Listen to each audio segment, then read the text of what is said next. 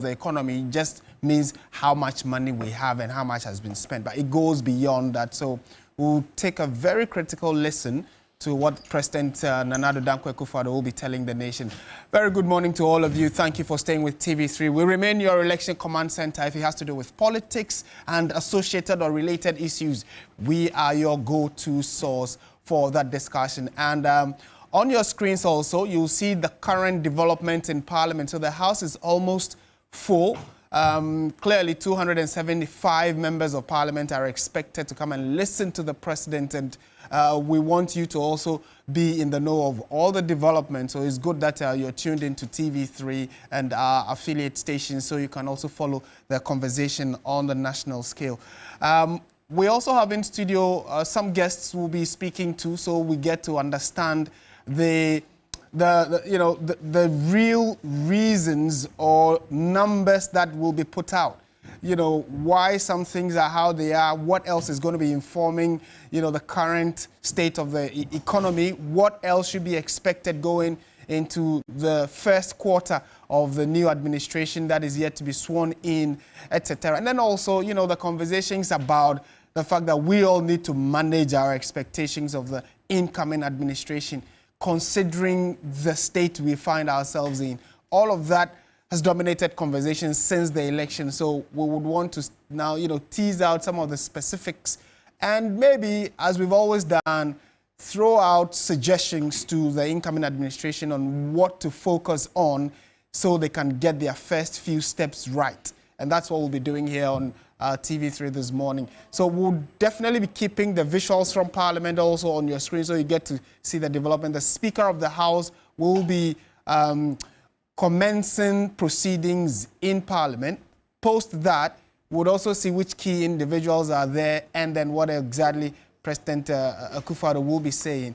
Like our correspondent, Komla Kluche, gave indications, the incoming president is not in Parliament, or is not expected to be in Parliament because it is believed that he is currently out of the jurisdiction. So that is what, but definitely he has men there who will be taking very key note of what will be said there by President Akufo-Addo and update him on it, because when he is also sworn in the next few weeks after he is sworn in, he also has to address the country. Now he will be addressing the 9th Parliament, totally new set of people, a few returnees, but then a few, majority of them are new and fresh faces who are going into Parliament.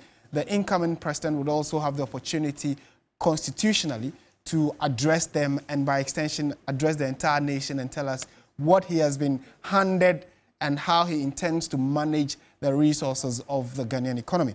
So let me probably in the next few minutes, while we wait for Parliament's proceedings to commence, introduce my guests who are sat with me in studio so we can start the conversation and the ball rolling.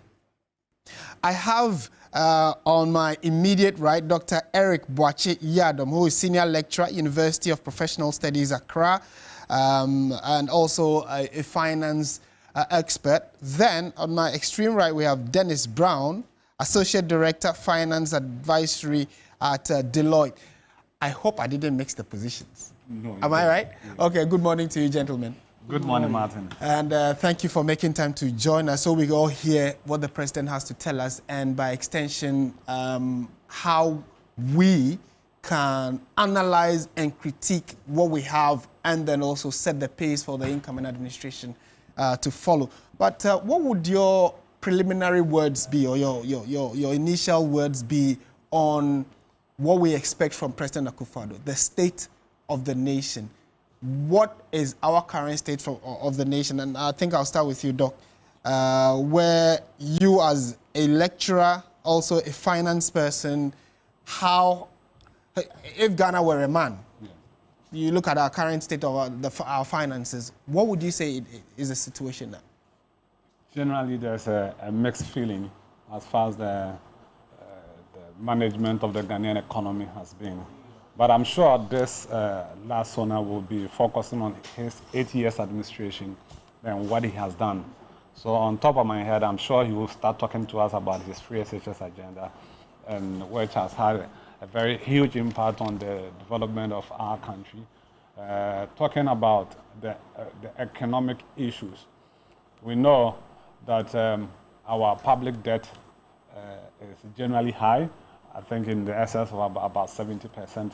I mean, and it is projected that if government takes certain decisions by the, as suggested by the IMF, it's likely to go up slowly this year, but we're expecting decline going forward. So generally, in terms of our debt, we've not done so well, but there are signs that we will be able to return to pre-COVID debt to GDP. You know, and when you look at the return, we are looking at the next 4 years, you know, around 2030, 2032 going. So there's a lot that this government need to do. I should also say, in the last quarter of the year 2024, we saw that in the third quarter, we saw the Ghana Statistical Service telling us figures of the economy growing in the region of about 7%. I mean, and the first quarter was around 4, the second quarter was around I think 5 or so. We don't have the fourth quarter yet. On the average, we're expecting, based on the quarterly figures we have, we're expecting the economic growth or the GDP growth to be in the excess of about 5%, you know, all other things being equal. However, there should be a connection between the growth we experience at the micro level and how the average Ghanaian is able to benefit from it. So the transition, especially with inflation, and with inflation, we are talking about food inflation. How are we able to manage it, and how is the average Ghanaian able to benefit from it? There's a lot that needs to be done. You know, if we look at food inflation, which is quite high, and it tells us that no matter what the government you do, if we don't address the fundamentals of how the average Ghanaian can cope with daily bread and butter, there is no social intervention better than the ability of the average Ghanaian to afford basic things. So generally, the government has done well in terms of infrastructure, free sectors, and all that. But there's a lot that I think the government should have concentrated in making sure that the growth or the infrastructure will translate into lower cost of living. And that, I should say, more needs to be done. Right. So, I mean, same question to you, and probably considering the fact that it is not that the current administration is oblivious of the challenges that well, there are some who say that it is a challenge, it is a force majeure. They didn't intend to. There are those who have the argument that no, it was the decisions and actions they took that brought us where we are. What's your take generally on it? Yeah, so, Martin, first of all, good morning to your viewers. I think it's a cocktail of the two, actually. So definitely we cannot rule out the force majeure, as you put it. So there's exogenous factors like COVID, Russia-Ukraine war, because we are that type of economy that is also dependent on the global supply chain. So when those lines are cut, we do feel the pinch. But if you track back to you know, how this government approached their general economic you know, management, if we take you back to 2017 to 2020 thereabout, particularly from that first budget 2020, they made it clear that they wanted to resort to what they called debt reprofiling, okay, which is to the effect that they moved government debt away from the local debt market to the international capital market. So they started tripping the Eurobond market frequently and lowering the extent to which they play in the local debt market.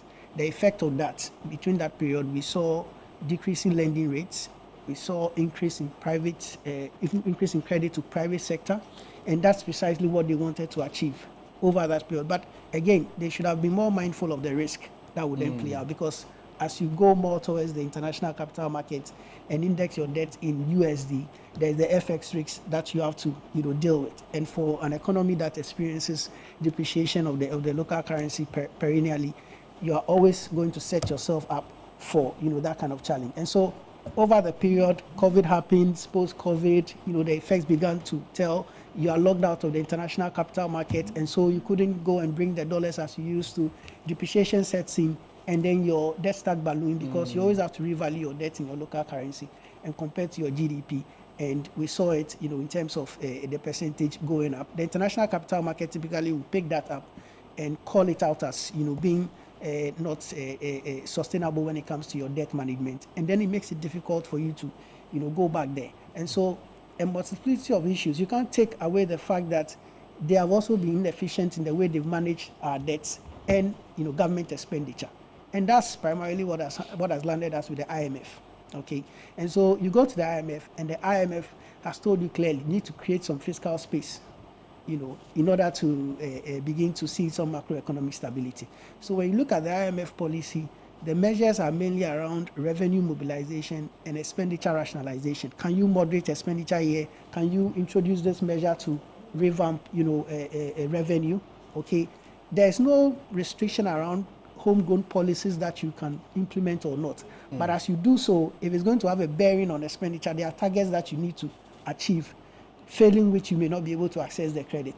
And since they've been on that program, at least we've seen that they've been able to access the funding, which IMF has also confirmed that yes, they've been prudent in the way they manage revenue and expenditure and overall fiscal space. So these are some of the things that have played out. I expect that the president, like Doc said, will focus on what he has achieved over the last 8 years, because if you restrict it to the last 4 years, it can be very tough. It will be very, very difficult. Yes, because over the last 4 years, we've been in difficulty, and I don't think it's going away soon, but relatively, it's probably also going to highlight the recovery that we've seen this year.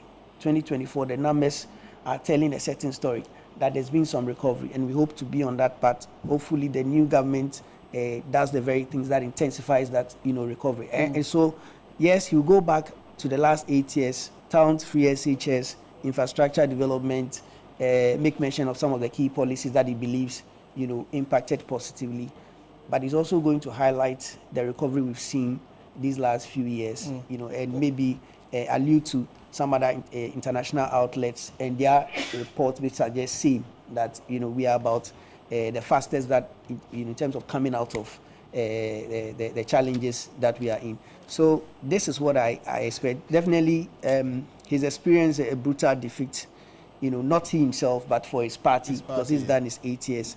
But I expect him not to lie on the ground and roll out of the exit door. He's going to try to stand tall and count some of the successes. Would it be your expectation that the current administration will be truthful? Because there is also the argument that they don't seem to tell Ghanaians the exact situation we are in. It's almost always sugar-coated, or it's covered up, or it's said in ways that the average person would not comprehend. So there is a political way of putting the issue across and paint a picture that it seems okay, but then in reality it's worse than we think, and then it comes back, turns around to bite us, in the behind.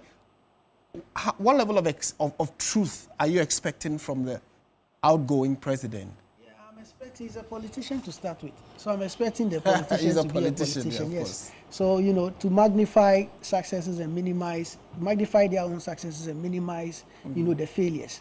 On the other side, they will try to magnify the failures and, minimize the successes. That's just politics. It's a little game that they are playing. But hopefully, people like myself and Doug, can be able to divulge the accurate information for people to take the decisions. That we talk to investors all the time, and we try to tell them what the real stories are. Sorry for cutting in, but on your screens at home now, you can see President Akufo-Addo, who has joined Speaker of Parliament and Chief Justice Gertrude Torkornoo on the dais of Parliament, where the three most powerful individuals in the country are going to be sat for some time.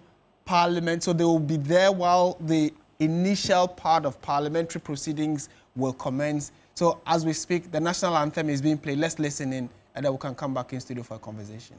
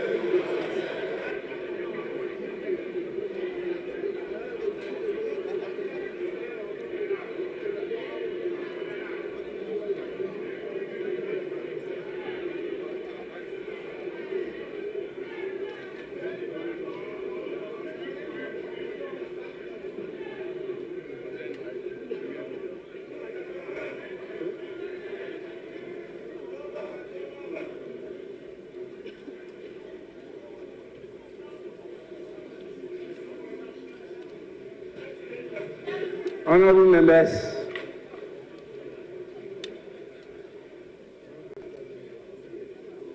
on your behalf, I want to warmly welcome His Excellency Nana Addo Dankwa Akufo-Addo, President of the Republic of Ghana, and the Commander-in-Chief of the Ghana Armed Forces, to the House.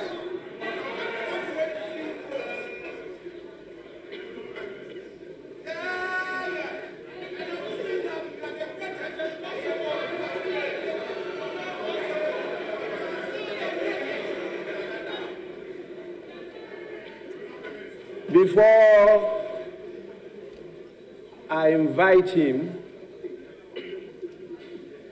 to perform a very important constitutional duty, kindly allow me to acknowledge the presence of the following people.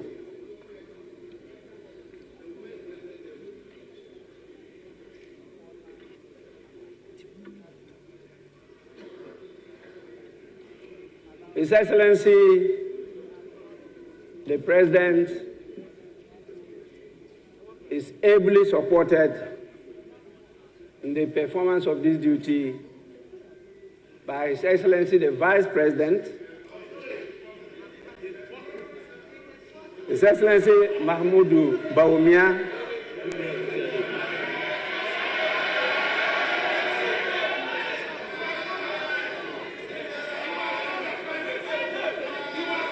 we also have the presence of Her Lordship, the Chief Justice, Justice Gertrude Tukonu,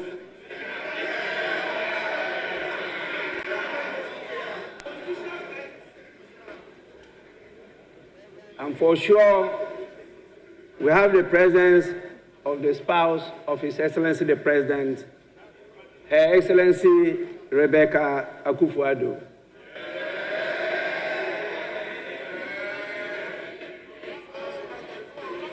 And His Excellency the Vice President is with his spouse, Her Excellency Samira Bawumia.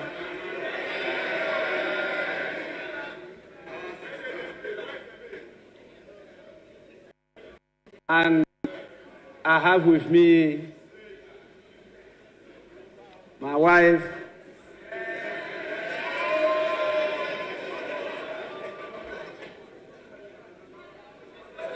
the Left Honorable Madam Alice Ajua Yunus.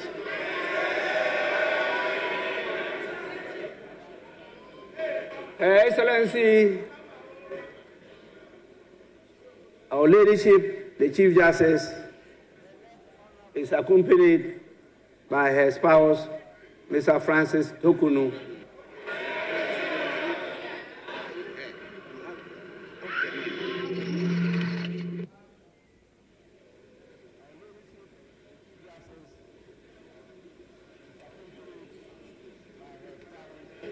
We also have with us the Chief of Staff, Honorable Akusia Frema Osei Opare.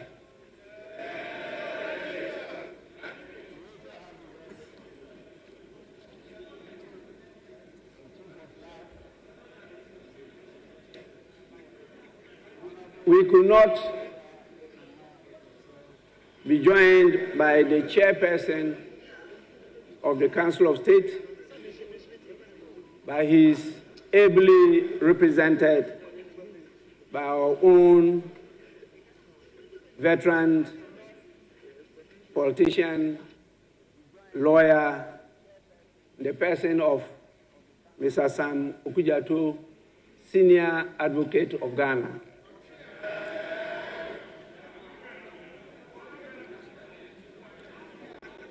We have with us the evergreen former President, His Excellency John Agyekum Kufuor,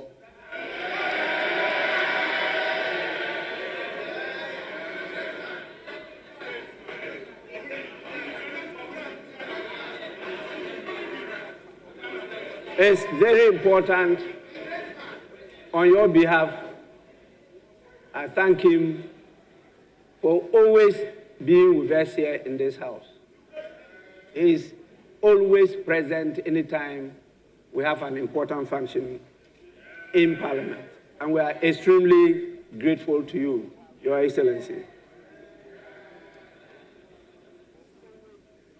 We also have another very important partner of us. She is always also ever present anytime we have an activity here. I'm referring to Her Excellency, the former First Lady, Nana Konadu Agyeman-Rawlings.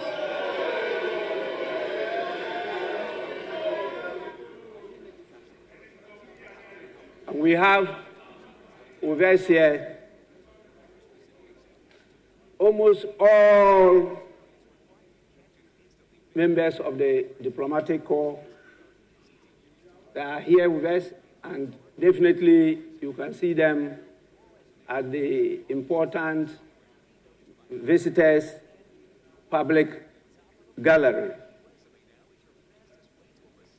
The heads of the various security services are all here with us, and we have a number of chiefs and queen mothers present in this house.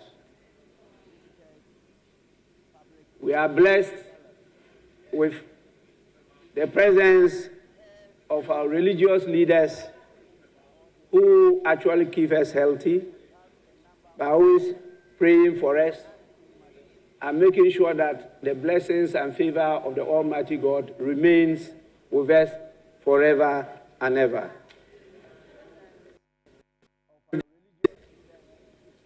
I'll now proceed to invite His Excellency, the President of the Republic of Ghana, to deliver his message on the state of the nation.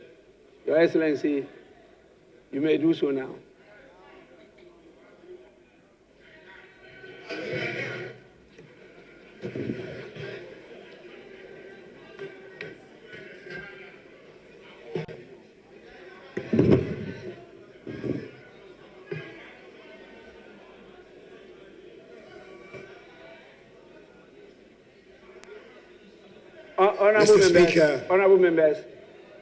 Honorable members, please.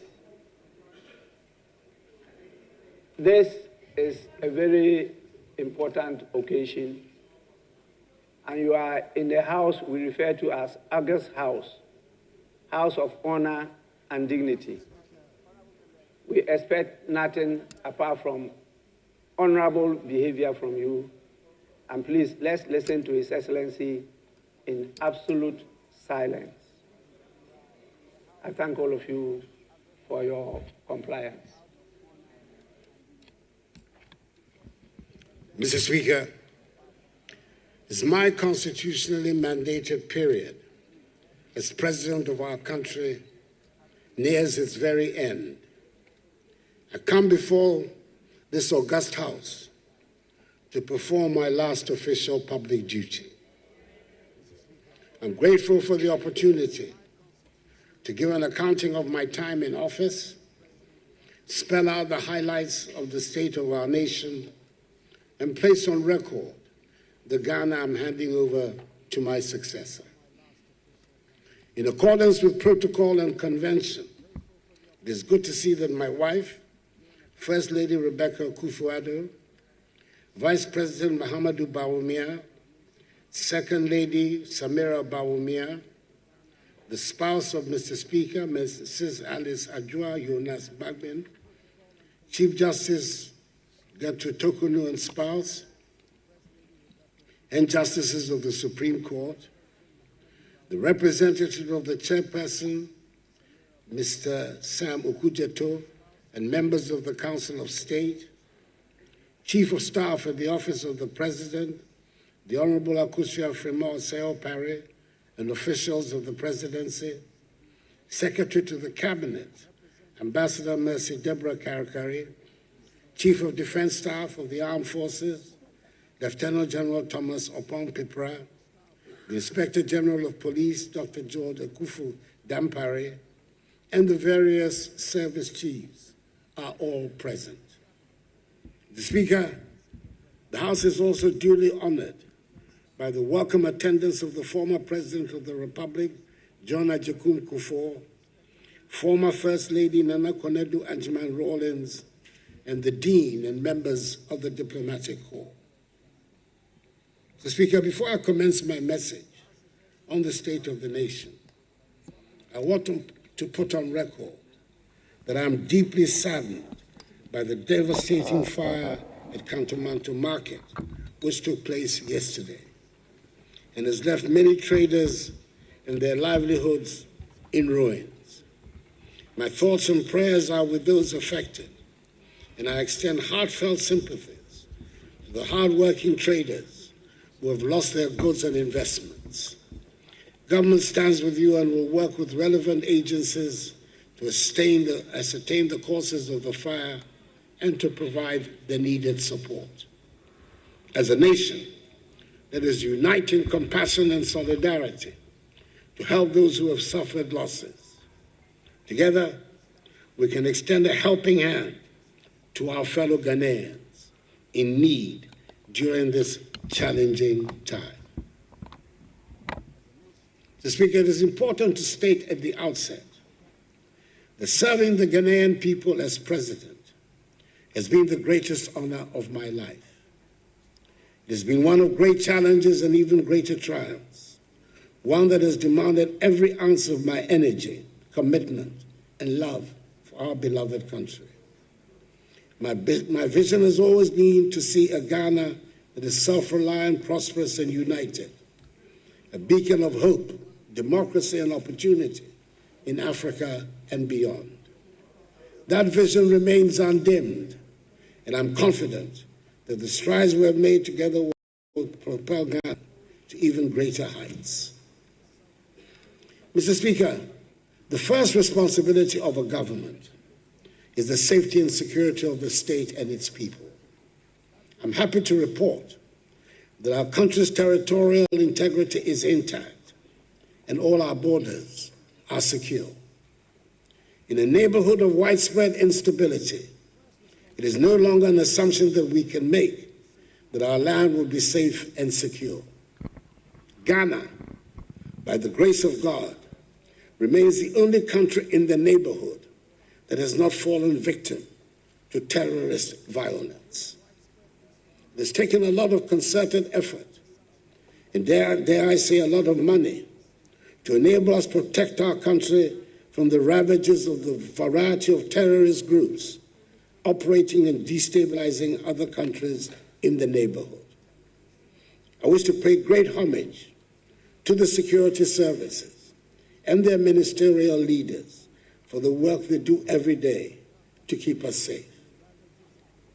Mr. Speaker, it gives me no great pleasure to state that an important and integral part of the fabric of our society and the hallmark of our traditions, chieftaincy, continues to be a source of insecurity and destabilization.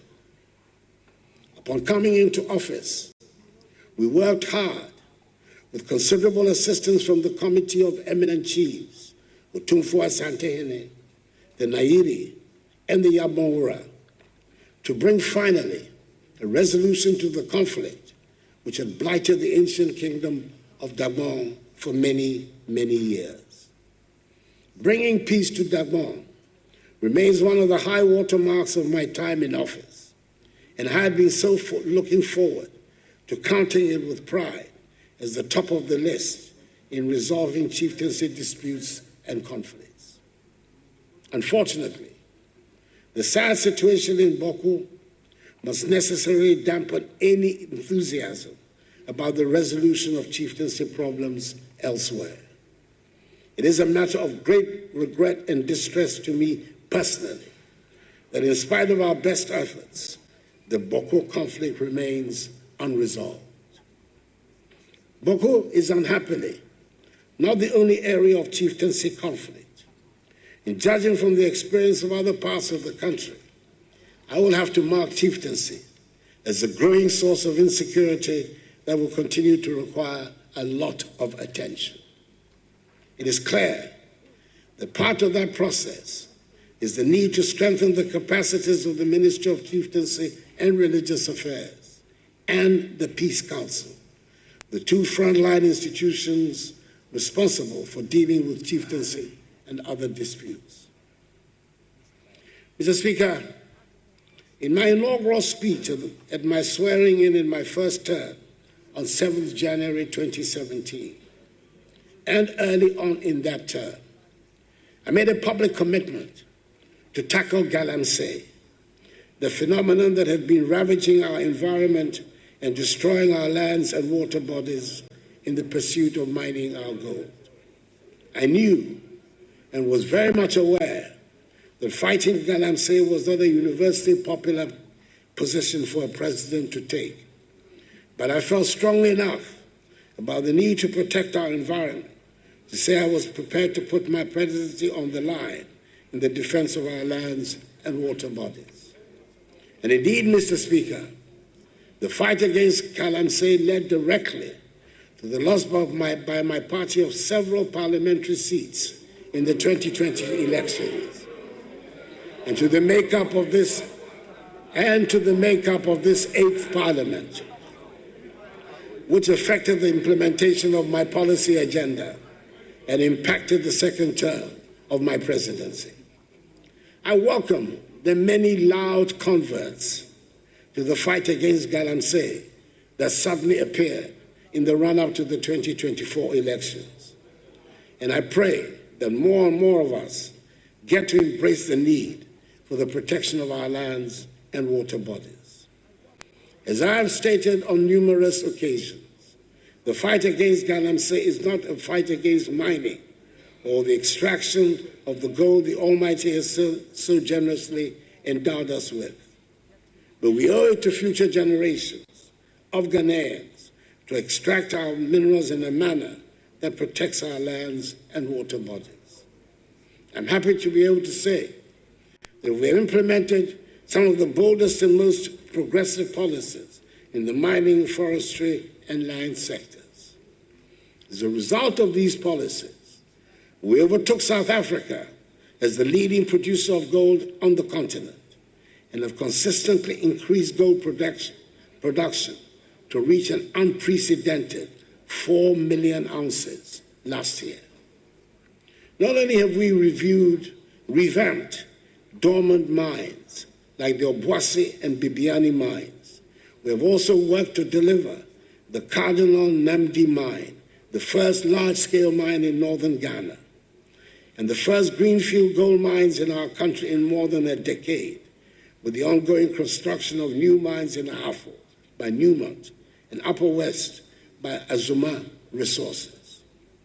To add value to these volumes of minerals, we have constructed, through a public-private partnership, a 400-kilogram capacity gold refinery here in our country.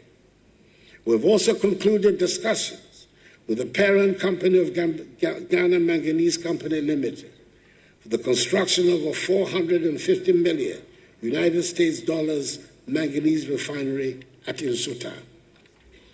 Moreover, the establishment of the Ghana Integrated Aluminum Development Corporation and the Ghana Integrated Iron and Steel Development Corporation has laid the groundwork for the industrialization of many of our natural resources. These entities are expected to generate significant revenue, create jobs, and enhance the value addition of our natural wealth. Each of these initiatives was guided by the vision to harness Ghana's wealth for the benefit of her people, ensuring a legacy of sustainable development for future generations. We continue to work to increase the forest estate of our country. Under the Ghana Forest Plantation Strategy, Some 121,000 hectares of degraded forests were cultivated between 2017 and 2023. And under the Green Ghana project, over 52 million trees have been planted in just 4 years of its implementation. In 2023, Ghana became the second country in Africa and the third in the world to receive results-based payments from the World Bank Carbon Fund for reducing emissions. Under the Ghana Cocoa Red Plus program, we've also completed all the necessary steps under the voluntary partnership agreement with the European Union. And effective June this year, Ghana will become the first African country and the second globally to issue forest law enforcement, government, and trade licenses. Mr. Speaker, if arguments still rage over what there is to show for the fight against galamsey and the effects of irresponsible mining, there can be no such arguments about the introduction of the free SHS and free TVET programs. Another policy that did not have universal approval when I sought to introduce it on coming into office. However, I believe this is one of the rare occasions on which we can use the word transformational without any danger of abusing the word. We have transformed education, and there can never be a reversal, of the fact that some 5.7 million young people have gained access to secondary education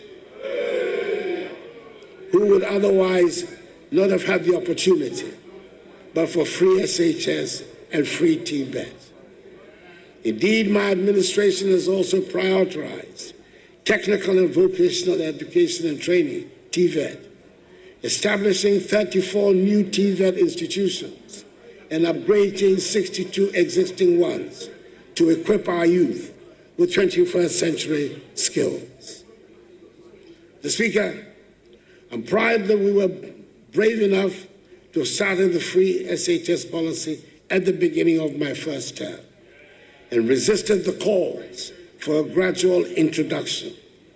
I'm glad that we've removed from the Ghanaian mindset the belief that secondary school education is only for people from certain households and families.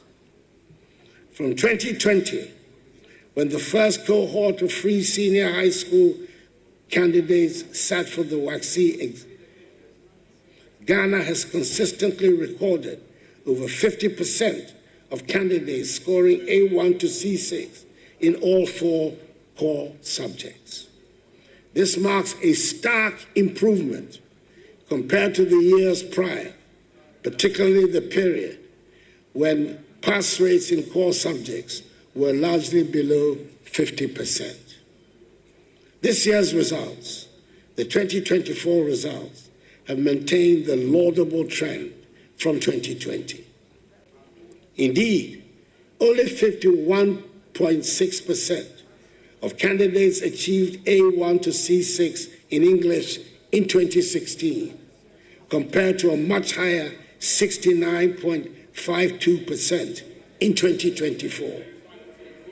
For integrated science, the pass rate improved from 48.35% in 2016 to 58.77% in 2024.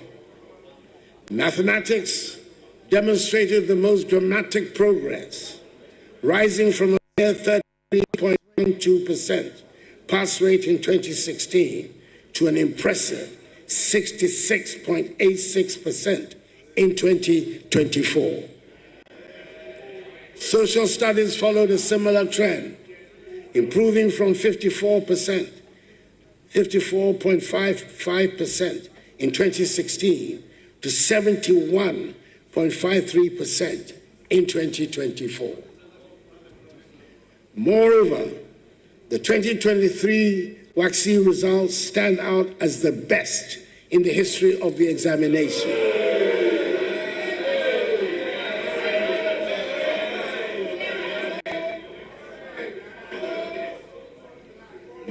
amount of shouts will displace data. It will not happen. The data is there.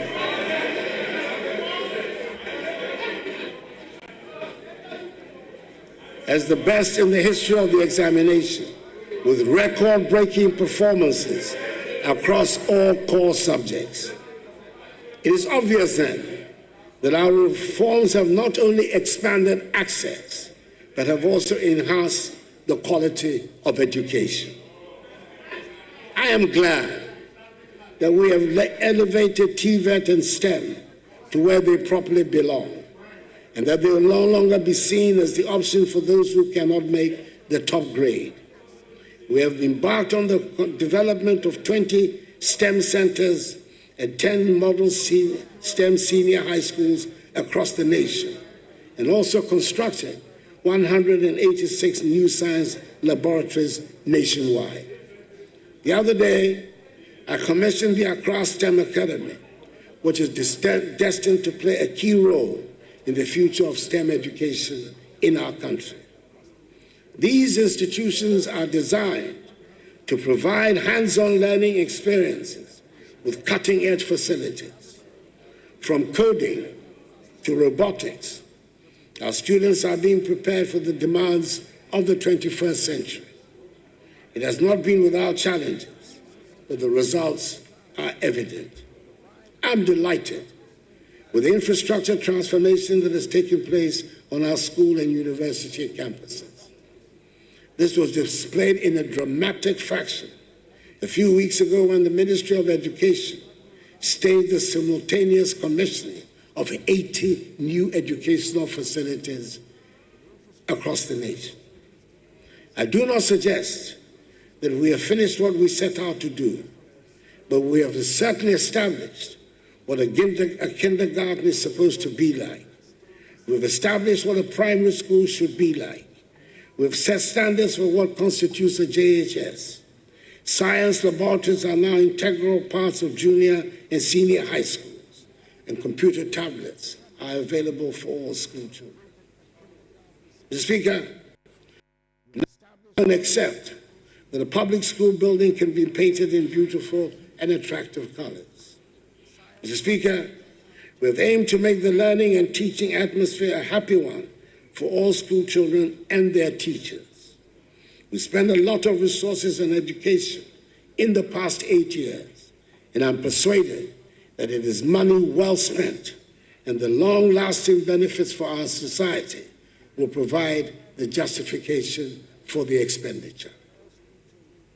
Mr. Speaker, it is impossible to make any meaningful accounting of my time in office without reference to the COVID pandemic. With the passage of time, it is easy to play down the extent of the catastrophe that brought our world to a thundering halt and brought wild animals to lounge on highways. Do we remember that airports around the world were closed, and some 2 years after the formal end of the pandemic, worldwide shipping and cargo freight have not returned to normal?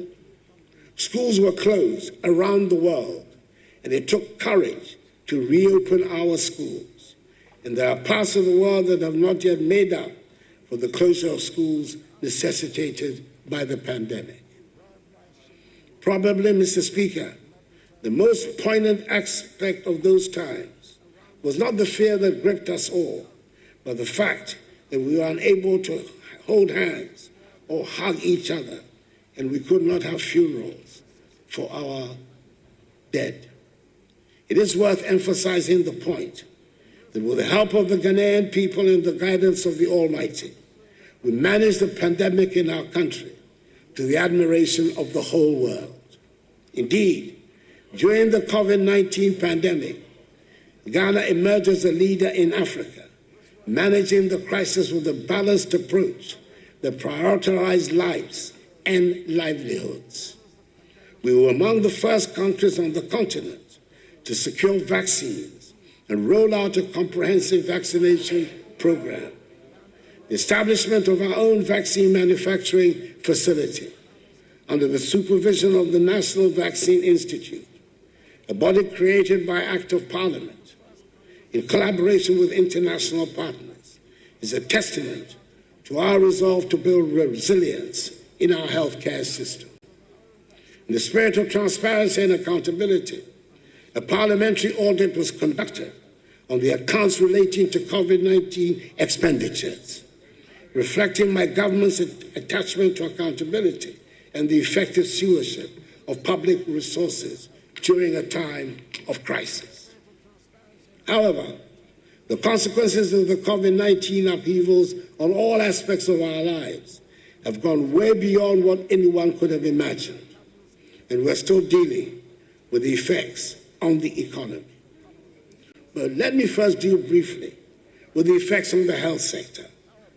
This pandemic showed us some of the alarming shortcomings of our health delivery system, and we have strived to seek remedies to ensure that we're reasonably prepared to meet the next emergencies.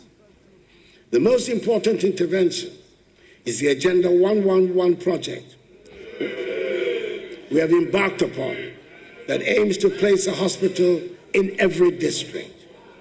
Out of the 101 district hospitals and 2 psychiatric hospitals on the project list, there are 99 district and 2 psychiatric hospitals where contractors are deployed and work is in progress.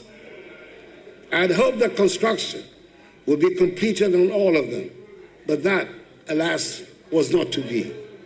I'm pleased to report that on December 5th, I had the utmost pleasure to commission 3 of the district hospitals. Progress of works on the other 98 active sites range from 5% for sites whose work commenced recently to 95% at other sites. I'm hoping that the incoming Mahama administration will ensure that the project is completed to put our health infrastructure on a sound footing. Furthermore, we launched the National Ambulance Services Revitalization Program, increasing the number of ambulances from 55 barely functioning ambulances to over 300, ensuring timely emergency response and saving countless lives.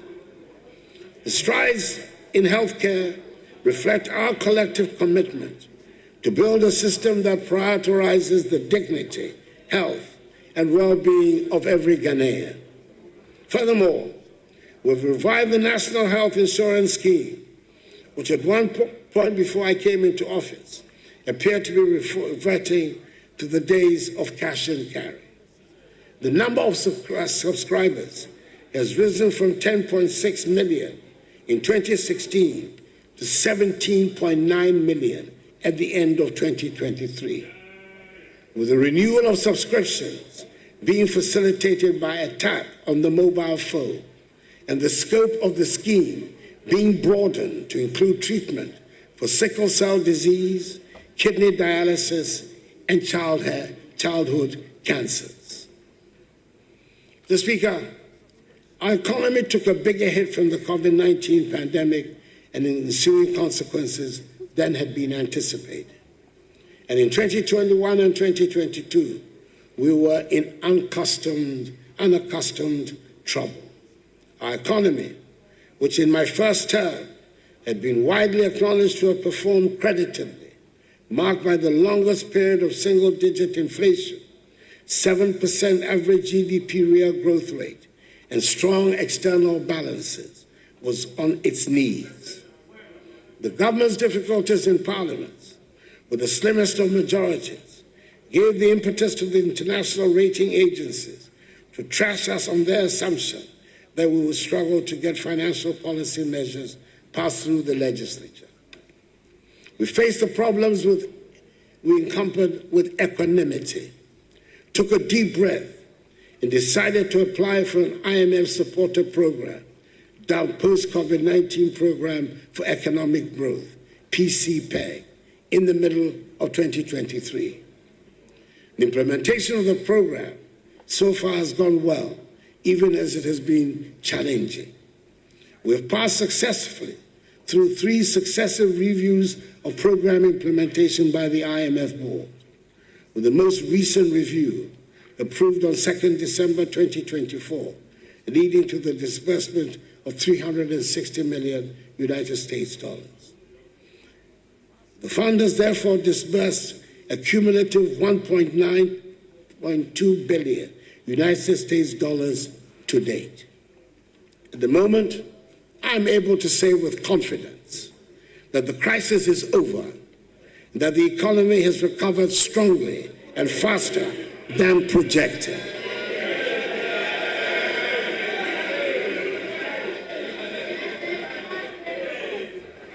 In order for me to be able to make this assertion, I must make reference to the debt restructuring exercise. It affected many bondholders and was one of the most challenging decisions my administration had to undertake.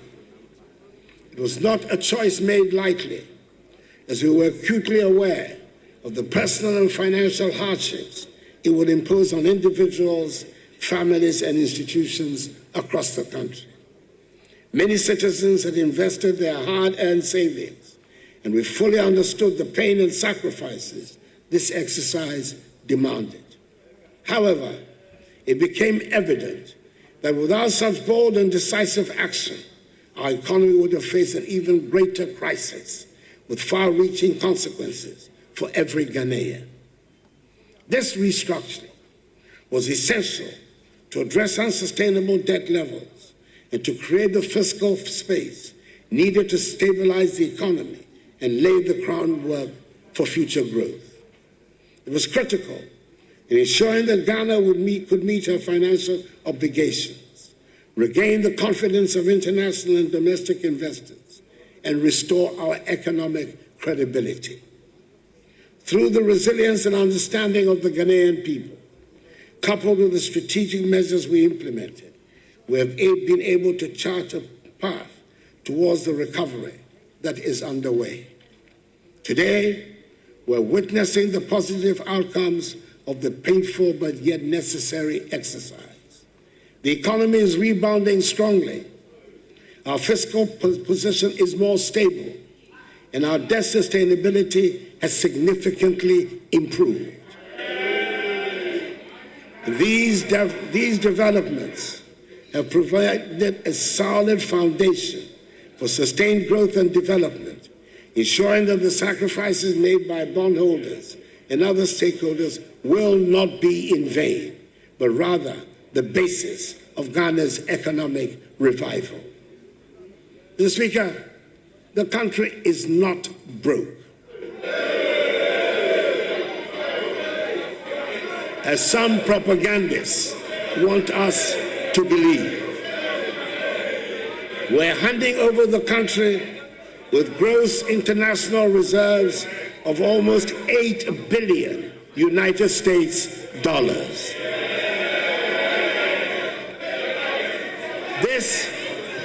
This is more than the $6.2 billion United States dollars of gross international reserves my administration inherited in 2017. Economic growth. The noise will not shut out the statistics. And I intend to put the statistics on the record of Hansard, no matter the amount of noise.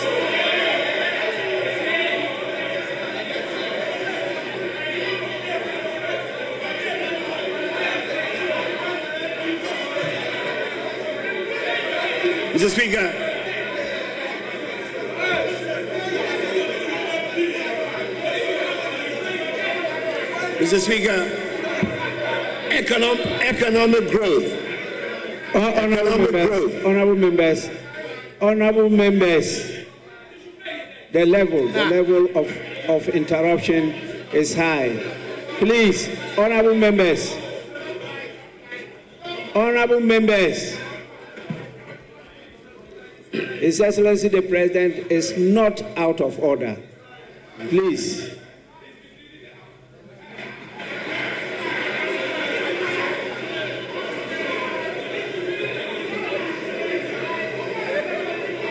Honorable members, your statistics might be different from his, but that doesn't mean he's misleading the House. He is in order. Please, Your Excellency, continue. The statistics cannot be different. There's only one set of statistics in the room. It cannot be different. Your Excellency, truth is indivisible. Truth is indivisible. It's one and one only. Your Excellency, thank you very much. As an accomplished member of Parliament, you are out of order. Mr. Speaker, economic growth has also returned to the pre-COVID trajectory with an impressive growth rate, rising from 4.8% in the first quarter of 2024, 7% in the second quarter, and 7.2% in the third quarter. It is projected that this year's growth rate will be 6.3%, significantly higher than the 3.4% my administration inherited in 2017. The growth of the economy is further reflected in the growth of private sector credit. Private sector credit in nominal terms grew by 28.87% in October 2024, compared to the negative 7.5% growth recorded in the same comparative period of 2023.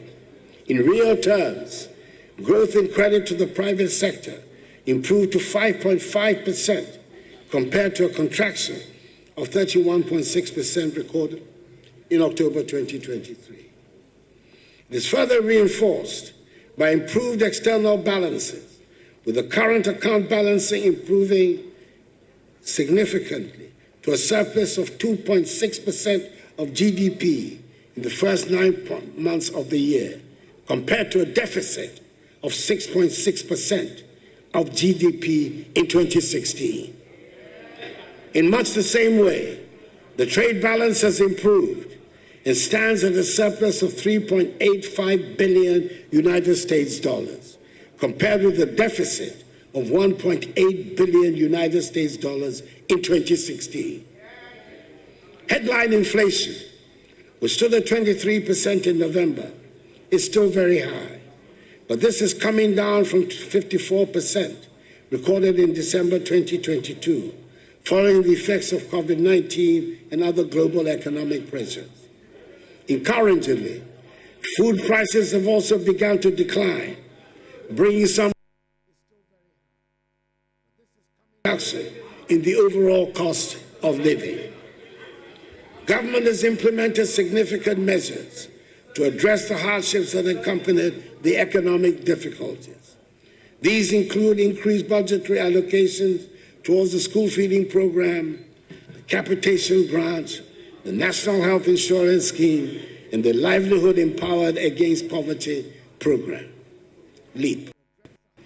Stock of public and publicly guaranteed debt increased during the economic difficulties.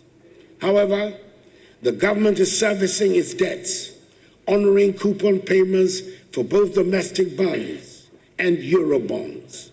Moreover, the debt levels are reducing, recording a significant reduction in the debt stock by 46.8 billion Ghana cedis to 761.0 billion Ghana cedis in October 2024, from 807.9 billion Ghana cedis in September 2024.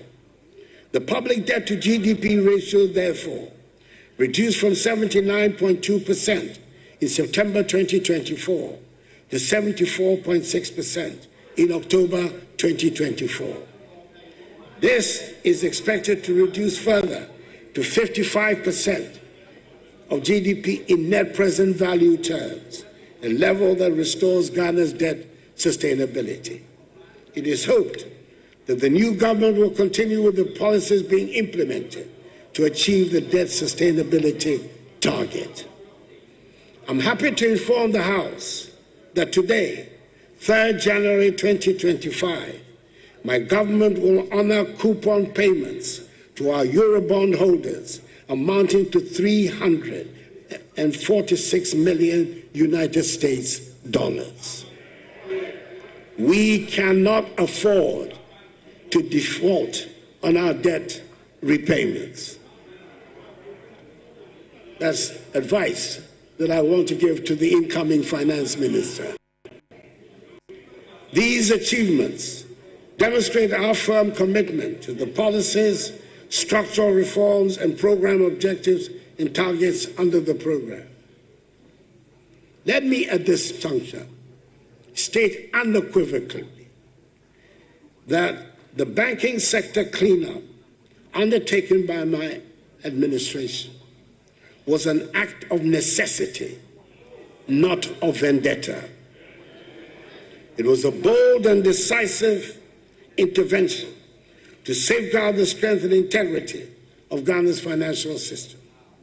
The illegalities and irregularities perpetuated by the affected banks and financial institutions are well documented and indisputable. These practices threaten the very foundation of our banking sector and jeopardize the hard-earned savings of millions of Ghanaians. Our actions ensure that not a single depositor lost their money, an unprecedented achievement in financial crisis management. Today, the results are there for all to see. A more robust, stable, and resilient banking sector capable of driving economic growth and supporting the aspirations of our people. It was a necessary decision to restore public confidence and secure the future of Ghana's financial sector. Mr. Speaker, my government recognized at the very outset that the fight against corruption required more than rhetoric. It demanded systemic, sustained, and strategic action. To this end, my government initiated a holistic program of legislative, administrative, financial, and technological reforms. Indeed, one of my most satisfactory moments as president was when we established the Office of the Special Prosecutor.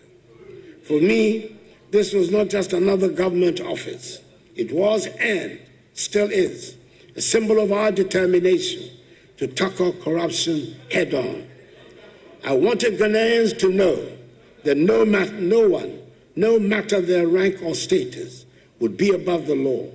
Its creation was initially met with considerable skepticism in some quarters, but I believe now that there is general consensus that has been an important contributor to our anti-corruption efforts. During my first term, we passed the Witness Protection Act in 2018, creating a framework to safeguard individuals who cooperate with law enforcement, especially in corruption cases. Furthermore, the Criminal Offences Amendment Act 2020 elevated corruption from a misdemeanor to a felony, with harsher penalties of 12 to 25 years of imprisonment. We also enacted key laws such as the Fiscal Responsibility Act, the Revenue Administration Amendment Act, and the Anti-Money Laundering Act, all of which have strengthened our institutional framework to combat corruption and ensure accountability. We ensured that all allegations of corruption leveled against appointees were duly investigated by independent institutions of state, which generally dismiss them as unfounded. Budgetary support for accountability institutions has also witnessed unprecedented increases.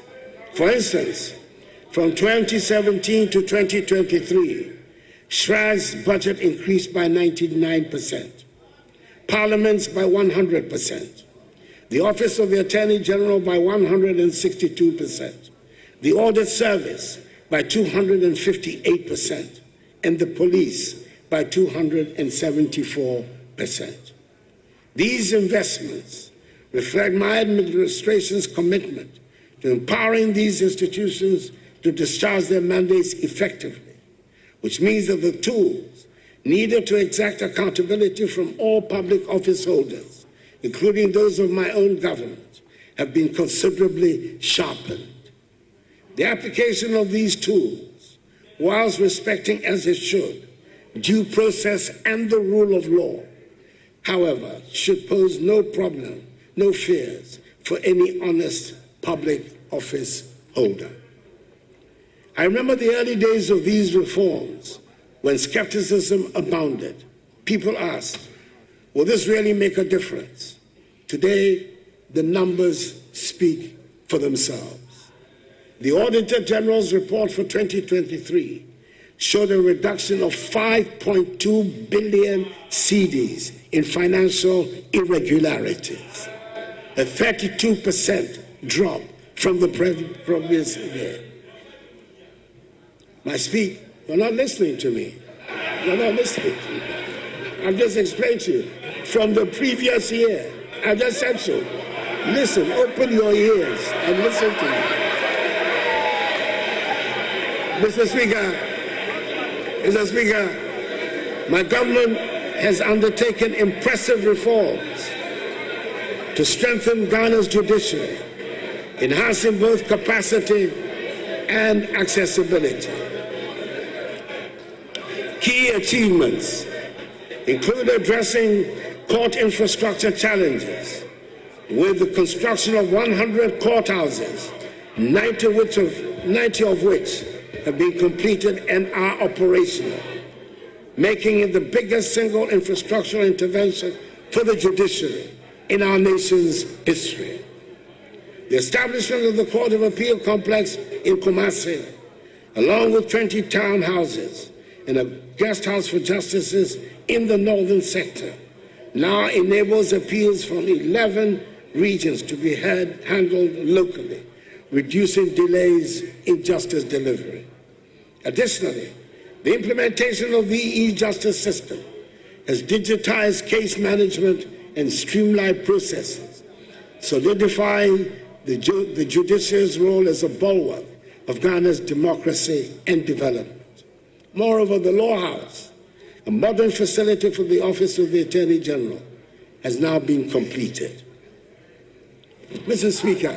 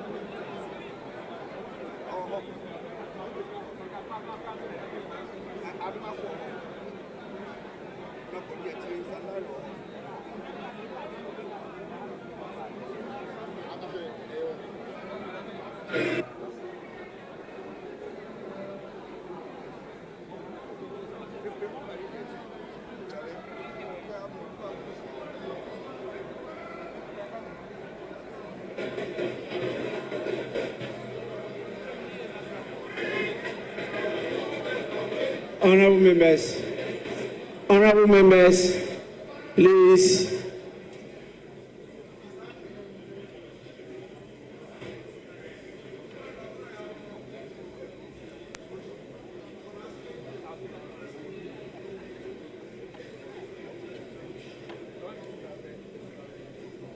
Let's have some order and let's continue with the business. Your Excellency, you may do so now. Thank you very much, Mr. Speaker. Apologize for that. Mr. Speaker, as I was saying, infrastructure development has been a cornerstone of this administration. The construction and rehabilitation of over 12,000 kilometers of roads have improved connectivity and reduced travel times. These projects have not only facilitated trade, but also enhanced access to essential services. It is fitting, therefore, to acknowledge that this administration has constructed more roads and interchanges than any other in our nation's history.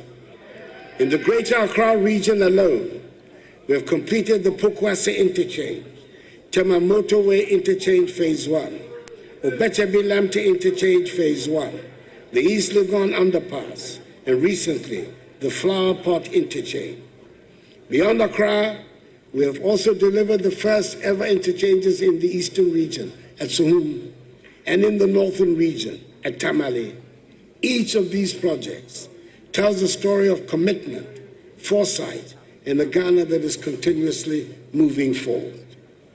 There are 14 additional interchanges currently underway across Ghana, each at different stages of completion.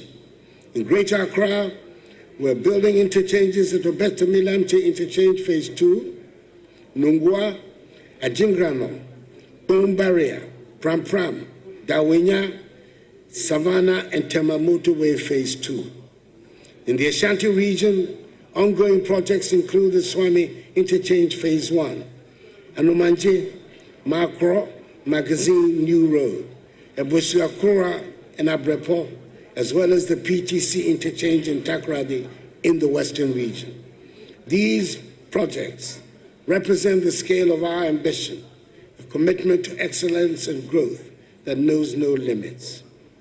Mr. Speaker, in aviation, we have expanded airports, including the construction of the Yakubu Tali International Airport in Tamale, the Prempeh I International Airport in Kumasi, the rehabilitation of the Sunyani Airport in Sunyani, and the completion of the Ho Airport in Ho.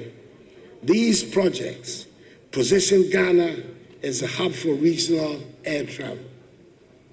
Mr. Speaker, over the past 7 years, we have revitalized Ghana's railway sector, undertaking key projects to modernize and expand the network.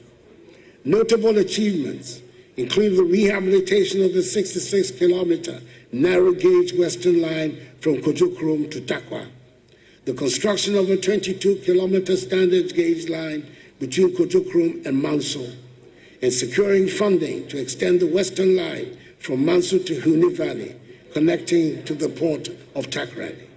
Additionally, a 6-kilometer standard-gauge line in Kumasi is underway, and the Tema and Pakadan line has been completed.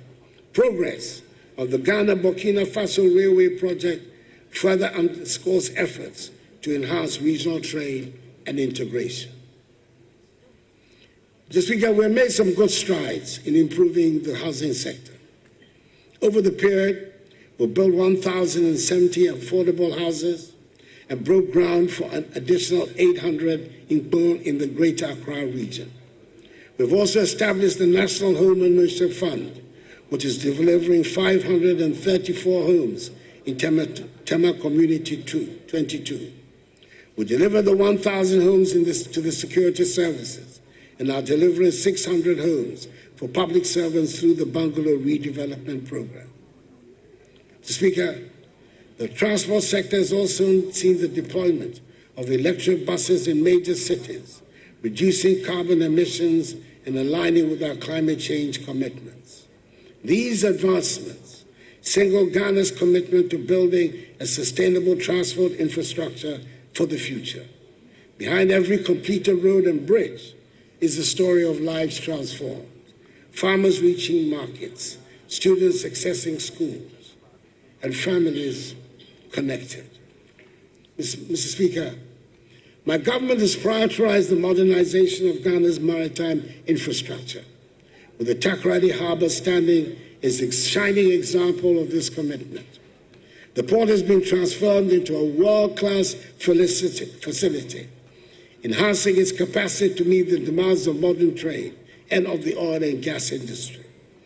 In November 2024, I commissioned the state-of-the-art oil and gas services terminal, a $100 million investment, which serves as a hub for oil field operators, logistics service providers, and other key players in the energy sector. Additionally, I launched a dry bulk terminal and the Atlantic Services Container Terminal, diversifying the port's capabilities and solidifying its role as a critical player in regional and international commerce. We've also begun the processes for the construction of another modern port at Kita. These efforts are positioning Ghana as the leading logistics and shipping hub in Africa, creating jobs, boosting investor confidence, and ensuring sustainable economic growth for our nation. Mr. Speaker, agriculture remains the backbone of our economy, and our investments in this sector have been transformative. Through the distribution of over 2.7 million bags of fertilizers and improved seedlings, we have increased crop yields and enhanced food security. For example, maize production increased by 110%, rice by 48%, and soybean by 150% between 2017 and 2023. The establishment of 140 mechanization centers and the rehabilitation of irrigation schemes have modernized farming practices and reduced dependence on rain-fed agriculture. The establishment of warehouse facilities under the One District, One House initiative has also helped reduce post-harvest losses by 30%. The net effect of these policies is that our agricultural GDP growth rate rose significantly from 2.7% in 2016 to an average of 5.7% in 2023. Our cocoa sector has also witnessed remarkable improvements, with productivity increasing from an average of 450 kilograms per hectare to 800 kilograms per hectare, making Ghana a leader in sustainable cocoa production. The living income differential policy, a policy agreed to by President Alassane Ouattara of Côte d'Ivoire and myself, under the aegis of the Strategic Partnership Agreement between our two countries, which is a fixed premium of 400 United States dollars per ton, added to the selling price of cocoa beans, irrespective of fluctuations in market prices, ensure that our hard-working cocoa farmers receive a fairer share of the global value chain, indeed receiving the highest prices in the history of the cocoa industry in Ghana. We were told by the minority leader on the campaign trail and in the presence of the now president-elect that my successor will increase the price per bag of cocoa from the current 3,100 cedis to 6,000 cedis.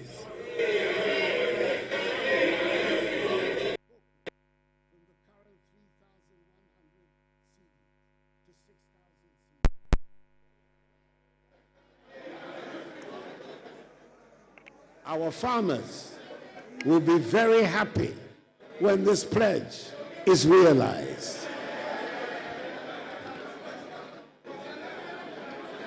In the fisheries sector, Mr. Speaker, the construction of 12 landing sites and cold storage facilities across the coastal regions, along with the commissioning of the Jamestown Fishing Harbor and the Almina Fishing Harbor, has improved livelihoods and reduced post-harvest losses. These interventions have significantly boosted the incomes of our fisher folk and contributed to the sustainability of our marine resources. We have also enforced measures to combat illegal, unreported, and Thomas wrong about our commitment to transforming the fisheries industry. This week, Ghana has made significant progress in expanding electricity access, with the electricity rate increased to 88.85%, up from the 79.3% I inherited. In renewable energy, completed projects such as the 4-megawatt floating solar PV at Bui and the 15-megawatt solar PV at Kaleo, together with a 100-megawatt solar PV under construction at Bui and a mini-grid electrification program in Ada East, have advanced efforts to reach the 10% renewable energy target by 2030. Mr. Speaker, it is worth emphasizing that I inherited a nation plagued by doomsday, but I'm very happy to say that I leave office with the lights on.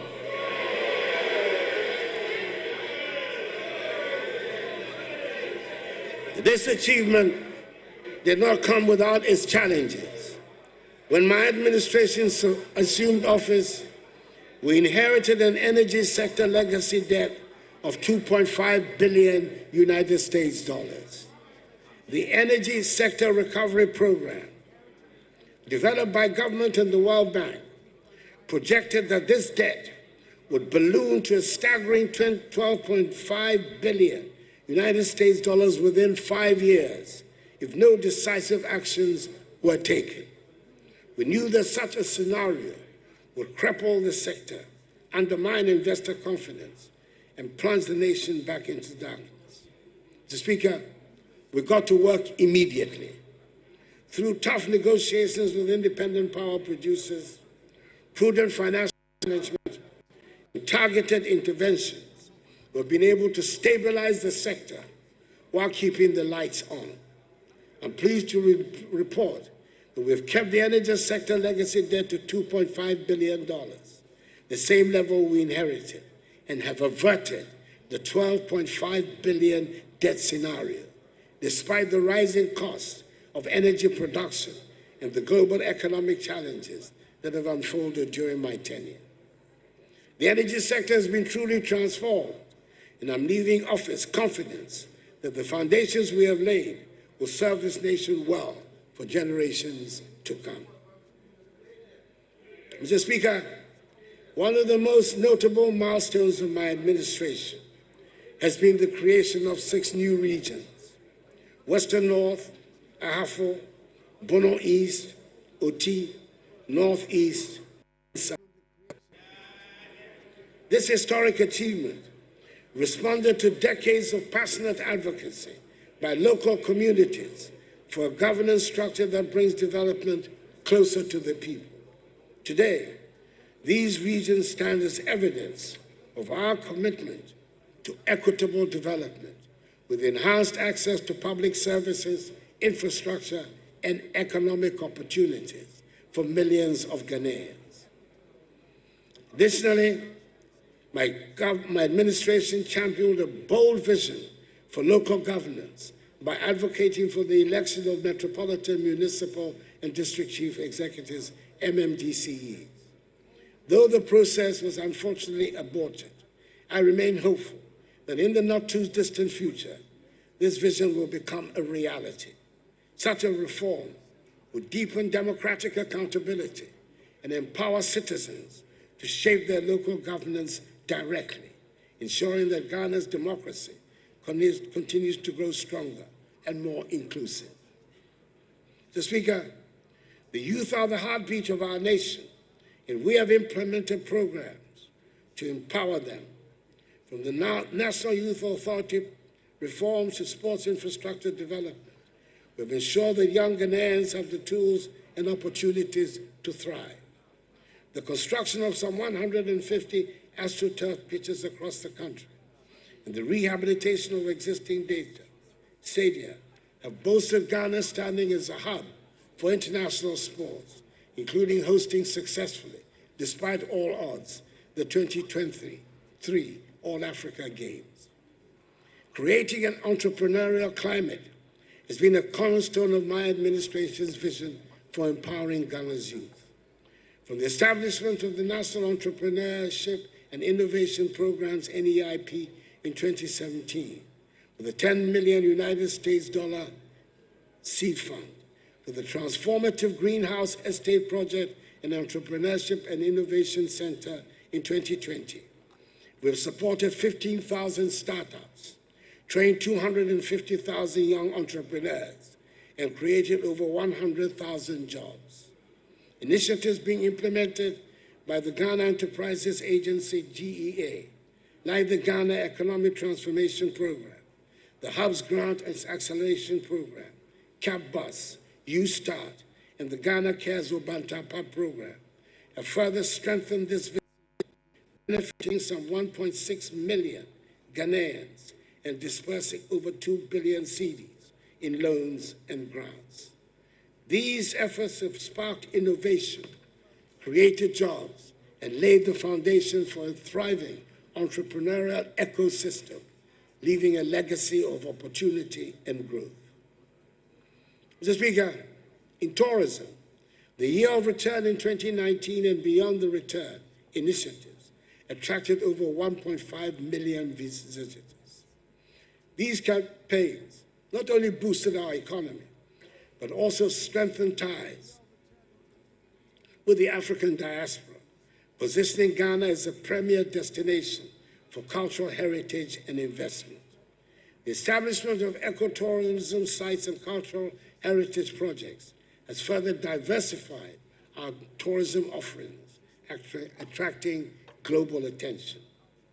One of the significant undertakings in this sector has been the renovation of the Kwame Nkrumah Mausoleum. This celebrated site, dedicated to the memory of our first president, Kwame Nkrumah, has been transformed into a world-class facility that honors his legacy and attracts visitors from around the globe. The renovations include modernized exhibits, improved infrastructure, and enhanced visitor experiences, ensuring that the mausoleum remains a symbol of Ghana's rich history and a source of inspiration for generations to come. As visitors walk through the mausoleum, they are reminded of the sacrifices and vision that built the foundations of our nation. The Nationalism Park, which I recently commissioned, and which commemorates other important personalities in our independence struggle, like Nii Kwabena Boni, Usuala Tamanche, and the legendary 3X servicemen of the 1948 Christiansborg Crossroads shooting fame, Sergeant Ajete, Corporal Achipo, and Private Odati Lampe, has also been added to this development, as will be the proposed Heroes Park, whose sword I cut recently, and whose purpose will be to celebrate the legendary basic fame and other great figures of our path to freedom. Mr. Speaker, Our security forces have been equipped with modern tools and training to safeguard the nation. The establishment of foreign operating bases, such as the one I commissioned some 2 weeks ago in Ezinlibo, in the Western region, the barracks regeneration project, the equipping of the military and police, with the police receiving helicopters for the first time in our nation's history, the acquisition of advanced surveillance systems, and recruitment of over 10,000 police officers have enhanced our capability to combat threats and maintain peace. The successes of our anti-terrorism programs and cross-border security initiatives reflect our commitment to national and regional safety. In line with our commitment to aligning with international military norms and enhancing the authority of our top military officials, I'm pleased, as Commander-in-Chief of the Armed Forces, to announce the elevation of the Chief of the Defense Staff, TDS, to the rank of General, and the Chiefs of Staff, the Chiefs of Army Staff, Navy Staff, Air Force, and the Chief of Staff at the General Headquarters to the rank of Lieutenant General or its equivalent. These promotions, alongside our successes in anti-terrorism programs and cross-border security initiatives, position Ghana as a serious player in defense and bolster our international partnerships in peacekeeping and security. In communications, the digitization of public services, including the Ghana card, mobile money interoperability, and e-services, has transformed service delivery and improved transparency. These initiatives have positioned Ghana as a leader in digital transformation on the continent, with over 18 million Ghanaians enrolled in the National Identification System. The expansion of broadband connectivity to rural areas has bridged the digital divide, ensuring inclusive access to the opportunities of the digital economy. Every citizen's ability to engage with technology is a testament to our shared belief in progress and innovation. Mr. Speaker, we have tried to make real many of the slogans that have dominated our public discourse since independence. I'm proud to have approved visa-free travel to Ghana for all African passport holders with effect from the beginning of this year. This is the logical next step to the African Continental Free Trade Area and the workings of the largest trading bloc in the world. All these are essential elements to the realization of the AU's Agenda 2063, which envisages an integrated and connected Africa by 2063. Mr. Speaker, I'm thrilled to state that under my leadership, Ghana has made significant strides in foreign policy, cementing our place as a respected voice on the African and global stage. It was during my tenure that Accra was unanimously chosen by the authority of heads of state and government of the African to host the Secretariat of the AFCFTA, a crucial phase in Africa's journey towards economic integration. We also secured Accra as host system of the Climate Forum Secretariat, a grouping of 56 countries, reaffirming Ghana's commitment to leading the fight against climate change for vulnerable nations. As chair of ECOWAS for 2 successive terms, I had the privilege of guiding our region through challenges of political instability and economic recovery. Furthermore, Ghana secured a non-permanent seat on the United Nations Security Council for 2 years, allowing us to contribute meaningfully to global peace and security at a time of unparalleled changes.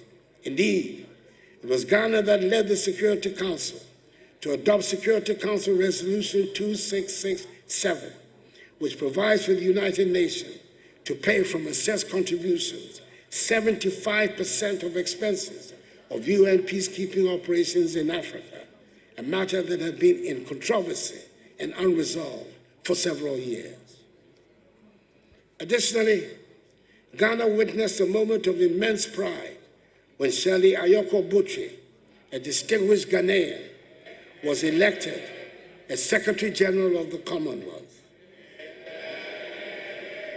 The first time a Ghanaian and an African woman has held this esteemed position. I hope the House will join me to extend hearty congratulations to our Foreign Minister, Honorable Shirley Ayoko Botchwey. Yeah.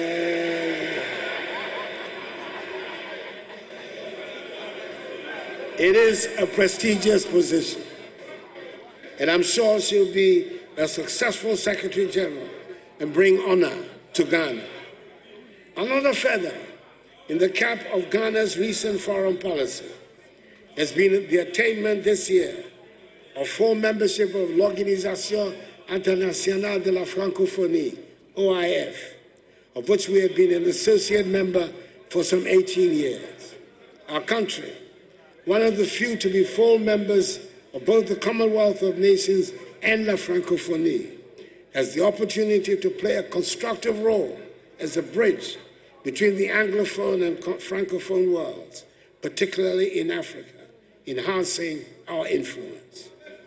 These milestones reflect my administration's dedication to advancing Ghana's interests and strengthening our standing in the international community. Mr. Speaker, there is a subject that continues to attract a lot of public discussion, and that is the call by some for a review of the 1992 Constitution, under which we have operated in this Fourth Republic for the past 32 years. Mr. Speaker, there is no perfect constitution anywhere in the world, and with all its shortcomings, I would say that this constitution has served us well. It has provided the platform for the longest period of uninterrupted, stable, constitutional democratic governance in our history. A constitution does not cure the irritations of the democratic process. There's no constitution that will satisfy the desires of those who do not believe in the democratic process. I would suggest that in the approach to the calls for a constitutional review, we should be guided by the old saying, festine lente, the Latin adage for hasten slowly. In this spirit, I'll be forwarding the document prepared and submitted to me by the Constitution Review Consultative Committee on proposals for the review of the Constitution, along with the concerns and suggestions raised, to the President-elect for his consideration as he prepares to assume the responsibilities of leadership. Mr. Speaker, elections are the main planks of the democratic structure. We've just had the 9th set of elections since 1992.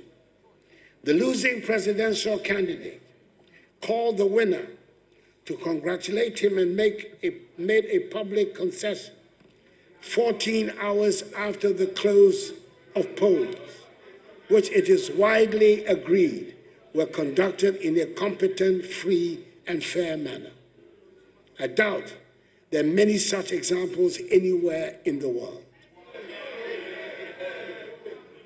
Yes, we should condemn the outbreaks of violence that followed, and the assumption some had that because a presidential candidate had conceded defeat, the winning party should feel emboldened to cause mayhem. It appeared at one stage that the outbursts of violence would overwhelm the police, who, in my view, need to re-examine rapidly their methods for containing such incidents in the future. I say so without prejudice to the excellent job they did in supervising the electoral process itself. I'm hoping that we will soon reach the stage where the unnecessary tensions that are simulated to accompany our elections will disappear, and elections will become simply something that we do, and do without a fuss and with flair. the efficient, praiseworthy manner in which the Jean Mensa-led Electoral Commission has conducted the past two elections of 2020 and 2024, despite their challenges, is a significant contribution to this end. Mr. Speaker, I would like to take the opportunity of this august podium to congratulate again with whom I came into Parliament together for the first time in 1997, President-elect John Mahani Mahama.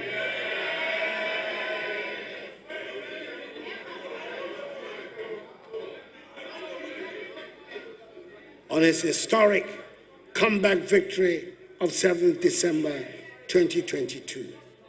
Assure him of my support and that of all well-meaning Ghanaians, and wish him well in his second term as President of the Republic. I take the opportunity also to congratulate Dr. Jane Nana Opoku-Agyeman, the Vice President-elect, the first woman to occupy that status in our history. Mr. Speaker, you and I have made history of a kind these past 4 years, and I must acknowledge the role you played in keeping steady the ship of state and the governance structures of our country. This was the first time the executive has to deal with not just a parliament with the slimmest of majorities, but with a speaker from the opposition party. Mr. Speaker, we found a way to accommodate each other, and the government functioned successfully. I thank you.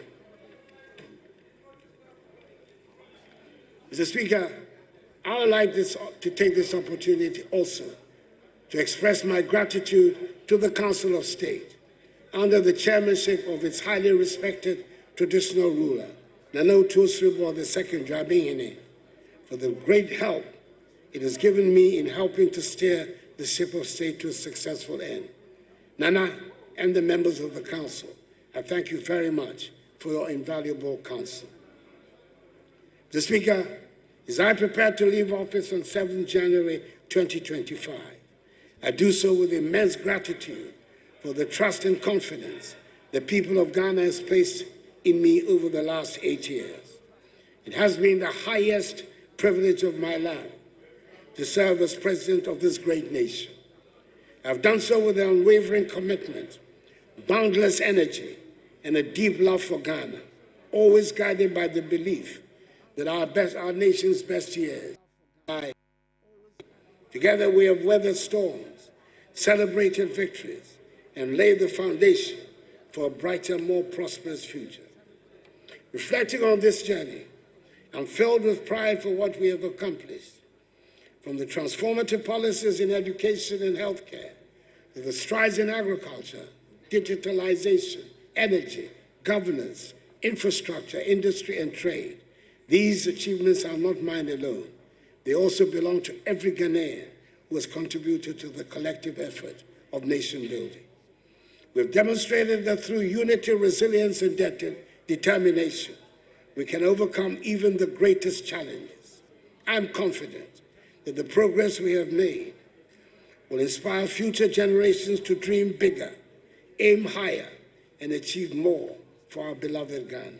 Mr. Speaker, as I take my final vow, I do so in the certain knowledge that our nation will go from strength to strength, and that freedom and justice has taken hold forever in our body politic. Mr. Speaker, I'm happy to hand over a Ghana that is safe, secure, united, and firmly rooted in her attachment to democratic principles and respect for the rule of law. A nation that continues to shine as a beacon of peace and stability in an often troubled Africa and an uncertain world. I leave behind a Ghana that is thriving, one that has navigated significant global challenges with remarkable tenacity, whose economy is steadily rebounding, and whose institutions are operating effectively. It's a Ghana with opportunities to channel the energies into meaningful and productive endeavors, where the arts are beginning to flourish, and where the elderly can grow old in safety and dignity, and continue to make meaningful contributions to society. I leave behind, Mr. Speaker, a Ghana that is working. Mr. Speaker, honorable members, I thank you for your attention.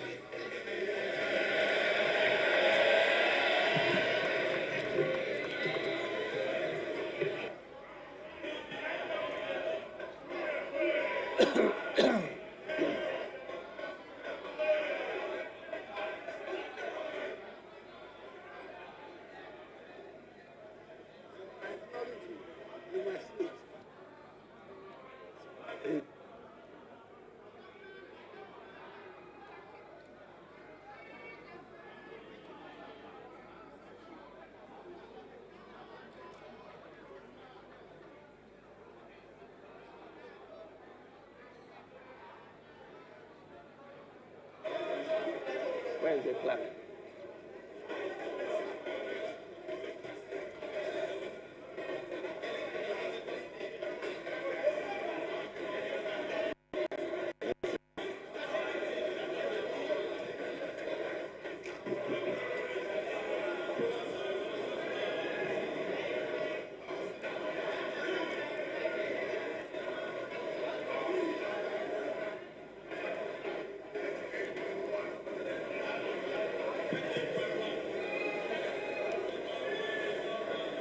Honorable members,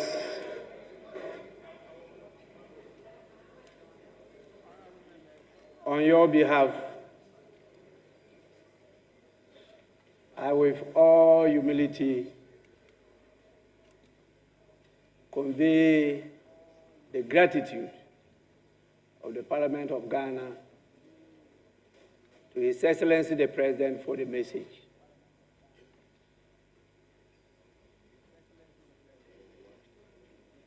The House has heard him.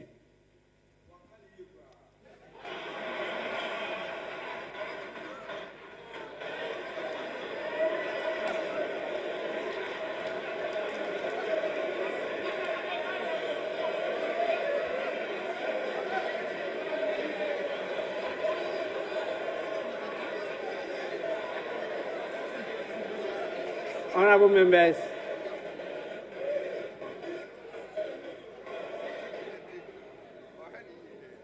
that was just a paraphrase. It was a quote.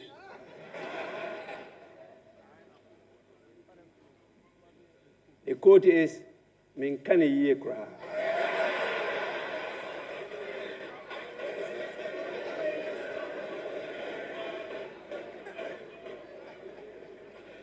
I thank His Excellency the President for setting the tone for, I believe, a very, very important national cause as the state of the nation. And we do this with the core principle of unity in diversity. Democracy is about disagreeing to agree. And we are grateful that Ghanaians and all of you have committed yourself to this concept of multi-party democracy. I will, on your behalf, invite the leaders of the House to have a say. I have enjoyed this opportunity for many years, and I won't be the one to deny my colleagues the same opportunity. So we will start by listening to the minority front bench.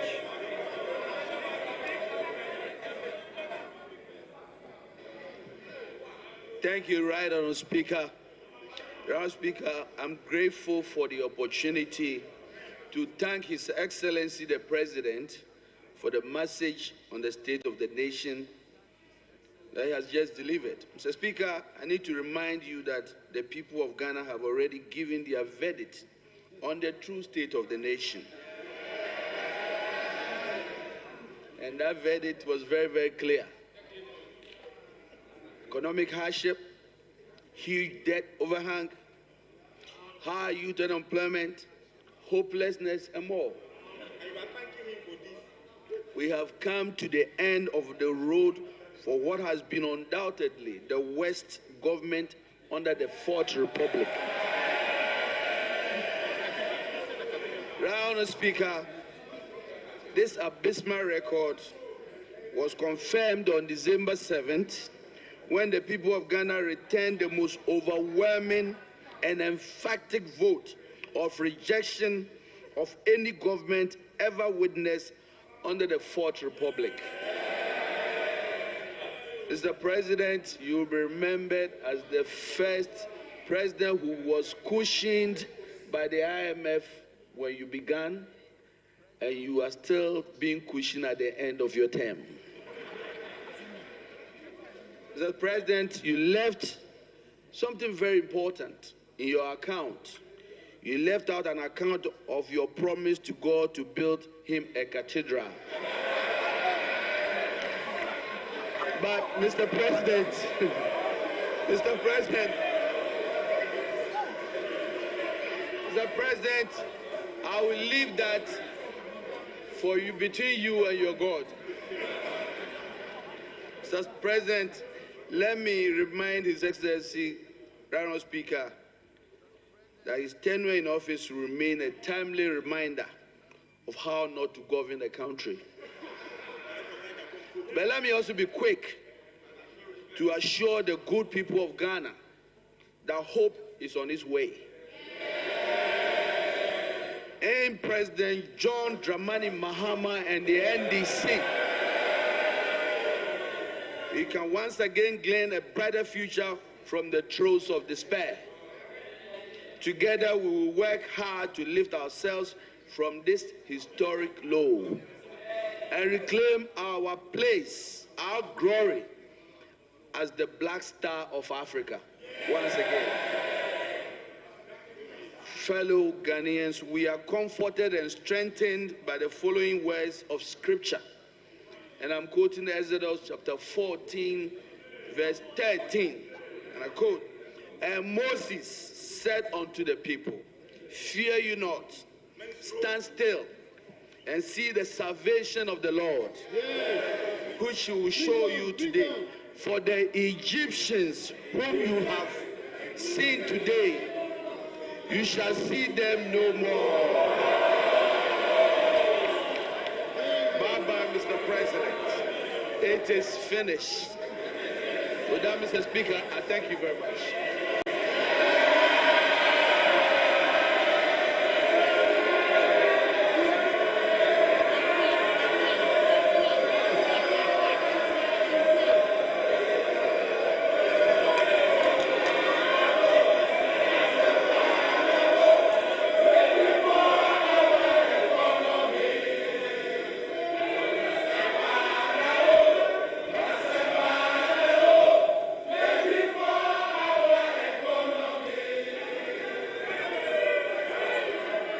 Honourable members,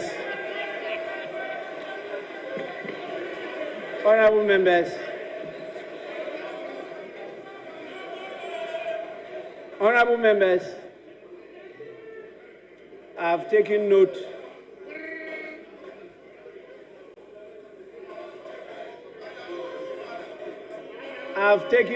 of all those who were on their feet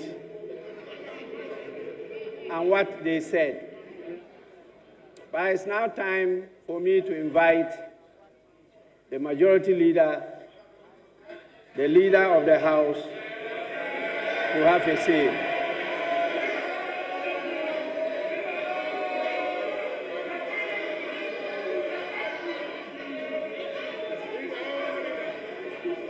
Mr. Speaker,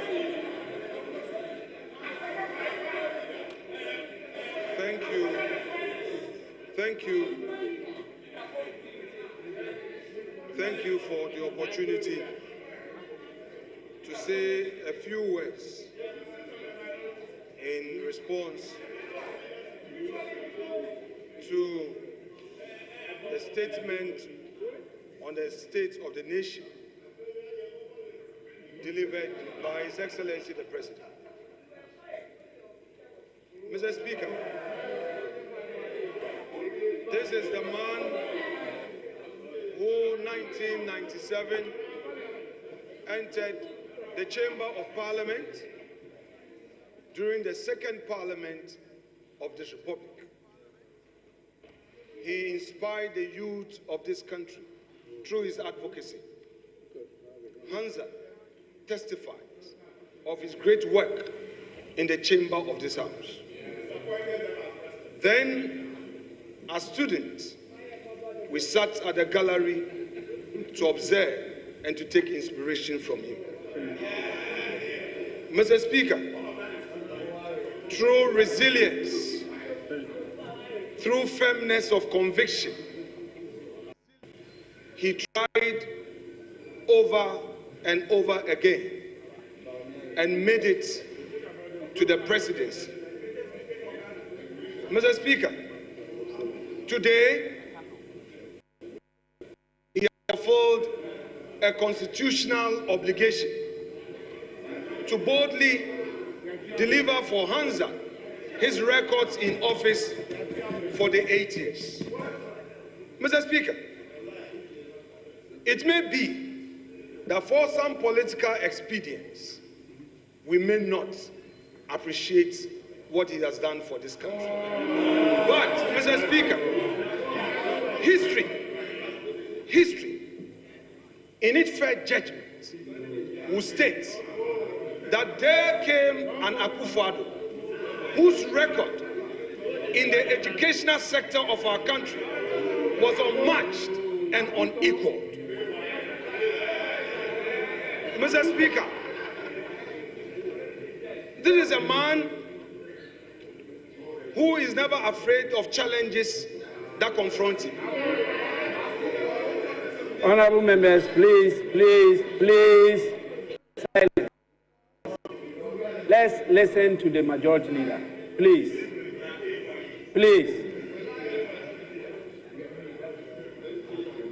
Mr. Speaker, he has given us data, which data tells us the record he came to meet and the record he's leaving us with.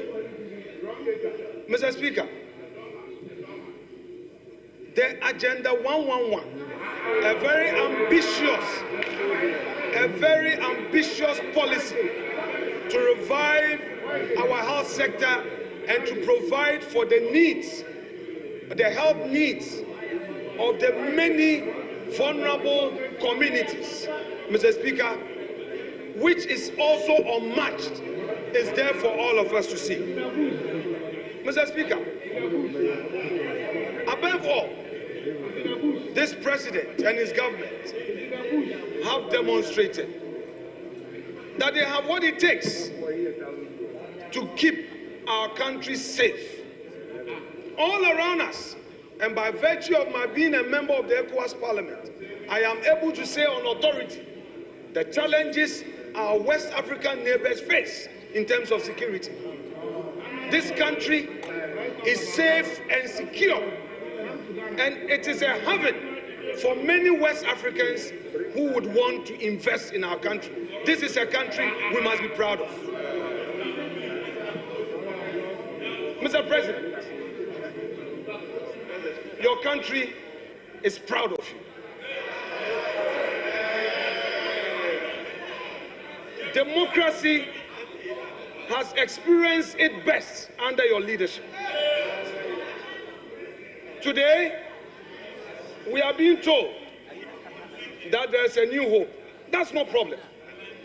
It is supposed to be so. But soon, we will see the true colors of the umbrella.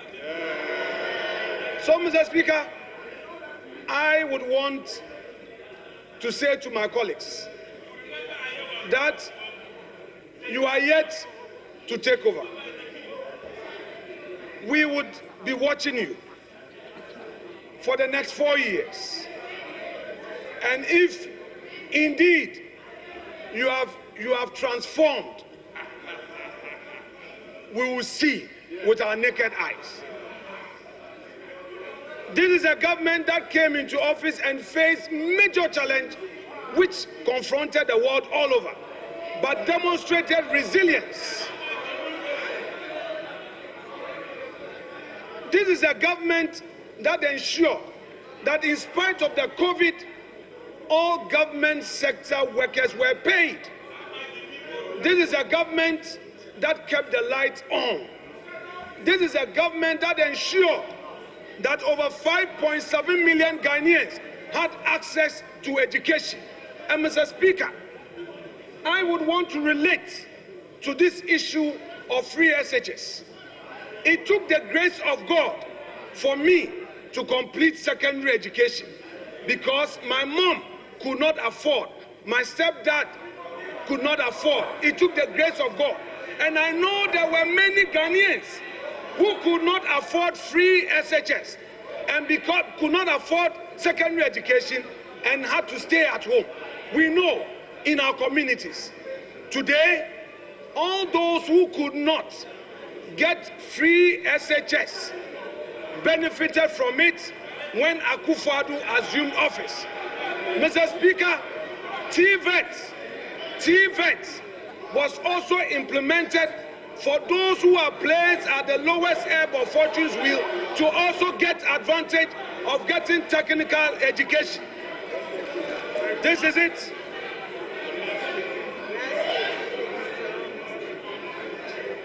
This is the record that Nana Addo Dankwa Akufo-Addo is leaving us with. Mr. Speaker, posterity will be the utmost judge. And I repeat, soon and very soon, the Ghanaian people will see the true colors of this umbrella. I rest my case. Thank you, Mr. Speaker.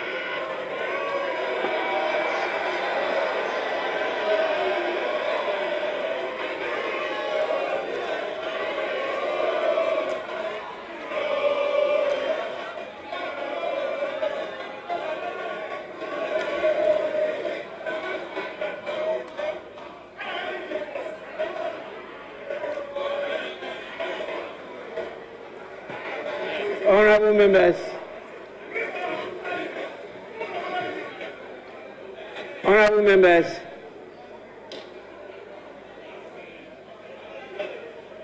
honorable members, please, let's be guided by the lessons of the wise saying that if you want to go fast, you go alone. But if you want to go further, you go together.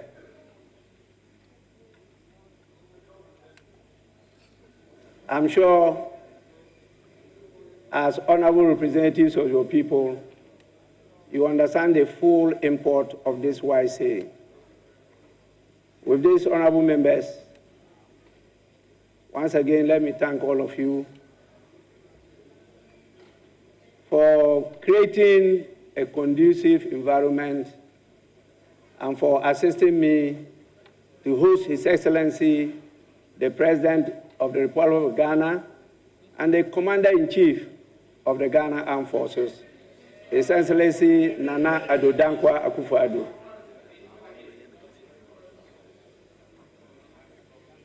We will now proceed to do what is expected of us, and that is to adjourn the sitting for today. Honorable members, the House stands adjourned till tomorrow. You don't want to come to work.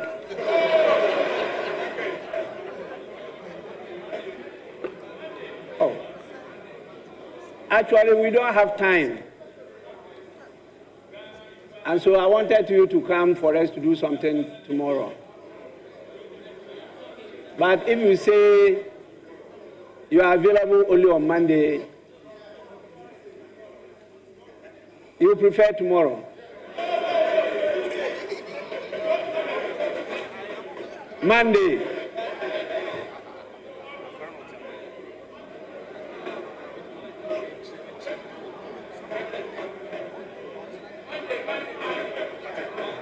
Honorable members, I get the sense of the House and will accordingly adjourn to Monday at 10 in the forenoon. The House is accordingly adjourned.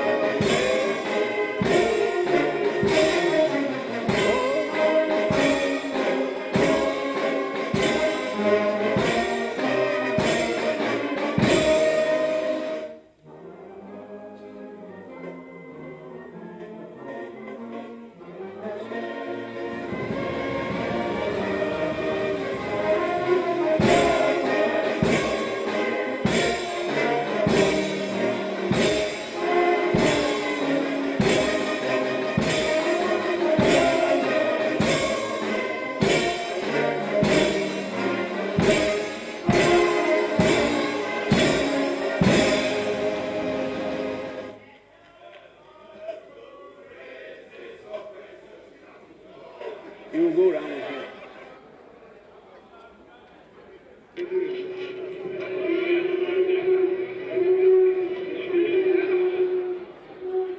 State of the Nation, our coverage of the State of the Nation. President Akufo-Addo exchanging pleasantries with some members of Parliament. You can see Henry Quartey, the outgoing Interior Minister, who also lost his seat as Member of Parliament.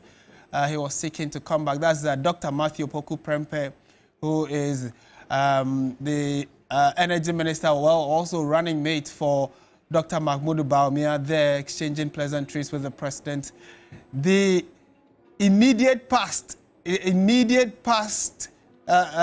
majority leader, Osaiche Mensah Bonsu, there also exchanged a warm handshake with the President. Now he's on the front bench of the President. Just shook the hand of Apenyomakin and moved on. Well, maybe you would have thought they would have said a word or two to each other. So, well, we never can tell what is going on behind the politics of what we are seeing on the screen.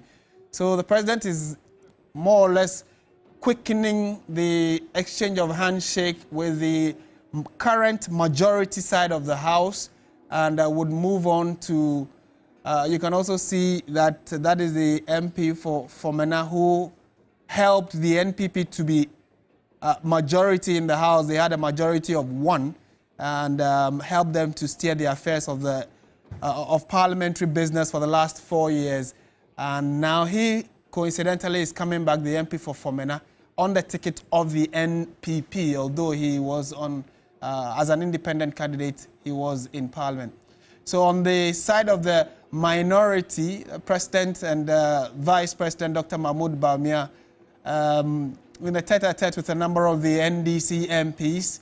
Also, you saw Cletus Avoka and Collins Dada also shaking the hands of the President.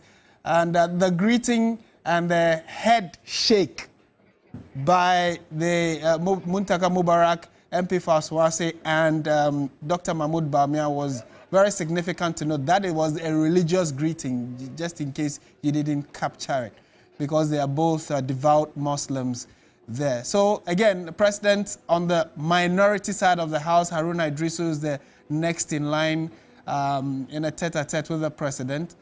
And then also, as the President leaves or exits the House, this is his last entry as the Commander-in-Chief of the Republic.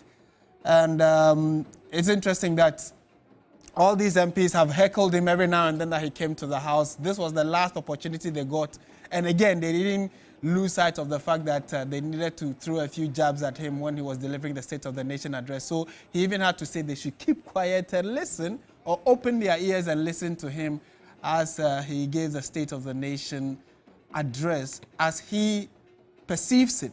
And after doing that, he handed the document to the Speaker of the House, which will later come up for a few discussions later.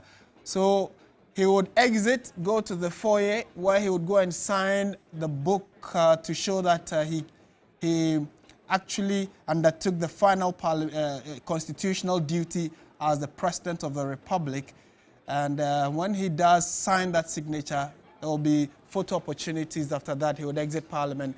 The House has also been adjourned to Monday at 10 a.m. Now, it's interesting that parliamentarians would want to come on Monday. The Speaker proposed that they return on Saturday, which is tomorrow, but there were voices of refusal, so which simply means that the President or Parliament will not be sitting on Saturday, which is tomorrow. They will be coming back on Monday at 10 a.m. And when they do, you know that that is when.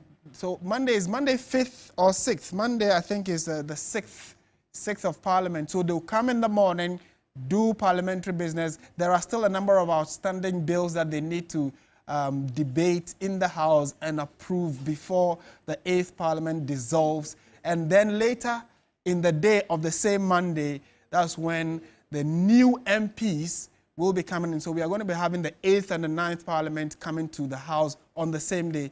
In the morning, the 8th Parliament will come and conclude business, come in the evening and be dissolved. Then a new Parliament, which is the 9th, at midnight, will be sworn in by, well, they will come in and then elect a speaker.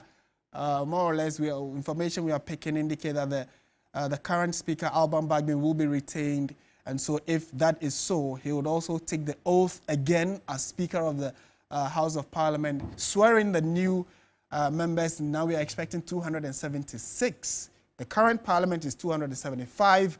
But at the last election, we had a Guan constituency also electing a member of Parliament, so there'll be 276.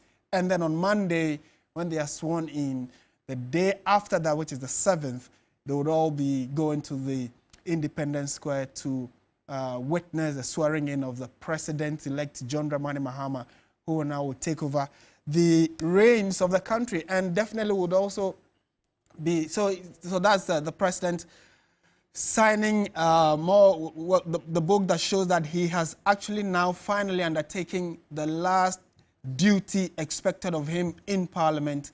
That has been done. He's ticked it off the to-do lists that he needed to undertake as President and Commander-in-Chief of the Ghana Armed Forces, bowing out. Depending on how you look at it, praises have been heaped on him, criticism in equal measure, but depending on which side of the political divide you stand, or probably if you're a neutral Ghanaian, I doubt how many neutrals there are, but depending on where you stand, you'd also definitely have an opinion on how the current administration of Nana Addo Dankwa Akufo-Addo has been. It seems like he's wearing the same tie as that of Dr. Mahmoud Bawumia. Probably they did the color coding at the Flagstaff House before coming to the House of Parliament. But Dr. Bawumia, flanked by his wife, and then also you have the Speaker of Parliament ensuring that all the necessary duties are undertaken before the two gentlemen exit Parliament. So our correspondents would also be speaking to some of the members of Parliament, those who are exiting, those who are likely to return. And again, they would all be sharing their thoughts on the economy, or the state of the economy. No, the state of the nation, I should say. Then after that, we would come back in studio for a quick chit-chat with our guests who've been with us from morning.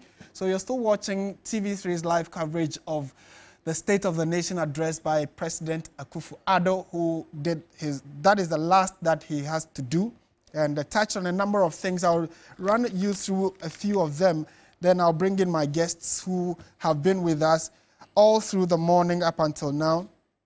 On education, well, the president actually started on the note of security, where he talked about the fact that he inherited a secure country and is giving back or handing over a secure country. So about the fact that there were disturbances within the West African sub-region, not every country has been safe, especially in the last 8 years, and that he ensured that a lot of resources were committed to ensuring that our borders were safe. And so he's excited about that. Both domestic security concerns that came up, he says his administration managed to deal with it decisively. Then he went on the tangent of another very topical issue of Galamsey, saying that it was very important to him. That was why he placed his presidency on the line, to ensure that he fought Galamsey to the last end of his ability. But the criticism have also come in very, very harshly about managing the way he handled or the fight against Galamsey, saying that it did not go as well as planned and that the president, according to a few, failed in fighting Galamsey, and touched on the fact that, well, in as much as there was a concern about the Galamsey issues, there were also issues regarding Ghana's gold resources and reserves that have increased over time, and some of it was got from the formalized mining institutions in the country. So he's hoping that the current administration or the incoming administration would also do a bit more in fighting Galamsey. Then he went to the Green Ghana project. He says 52 million trees have been planted across the country. He touched on the Ghana Red Plus movement, which he says has helped in the Cocoa Red Plus movement, where he says that cocoa revenue or the cocoa output from us as a country has also been incremental. Then he came to touch on the COVID pandemic and Russia and Ukraine war, which, you know, became a key issue that this government said was an albatross around their neck and hampered their way they wanted to manage the economy. He says that, well, they managed to deal with it, so our death toll was minimal vis-a-vis what other countries were experiencing, and it was because of the dedication of his administration in fighting the COVID pandemic, which is over now. And so then there is a question, if you have come to publicly say COVID is over, why do we still have COVID levy, you know, for Ghanaians to be paying? And again, it's worthy of note that the incoming administration said they're going to be scrapping the COVID levy. So that is another one. Then there was Agenda 111, where he says that he is hoping, in fact, it's interesting for the president to say he's hoping that the incoming government under President-elect John Mahama will complete the remaining 98 hospitals that are yet to be completed. He says there are different levels of completion. Some are at 5% from foundation level, some are at 98% completion.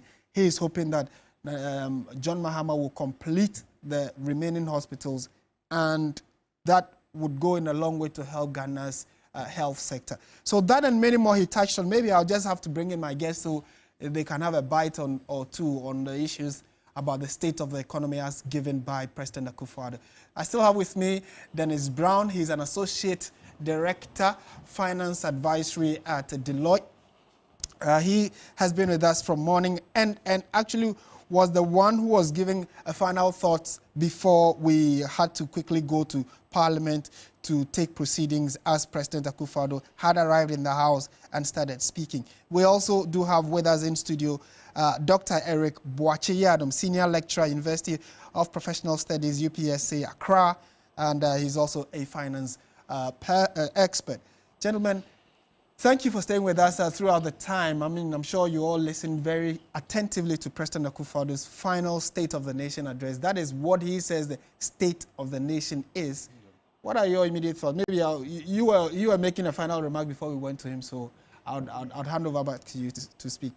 Yeah, Martin, I think I was actually enumerating my expectations as to how he was going to approach it, and I think my expectations were met. He was going to always, you know, emphasize his achievements, say very little about his failures, but we know them.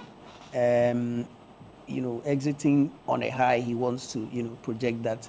And so he's done precisely that. He's given out some interesting numbers, and I think ultimately these are from the credible institutions that we have. And so it boils down to interpretation. So if, for instance, you see we have $8 billion in reserves, and that amounts to a certain so months of import cover, then the question arises as to whether that is what we consider very healthy, or it could have ended better, and how that translates into resolving our economic issues. I think we are very much aware that the reason why they've lost the elections is the bread and butter issues, regardless of whatever you see in the numbers, economic growth 7%, whatever it is, to the extent that it has not properly translated into impacting individuals and businesses in the way they expect, you are going to have problems, and it comes down to the economic issues. So yes, largely my expectations were met in terms of how he approached it. Yeah.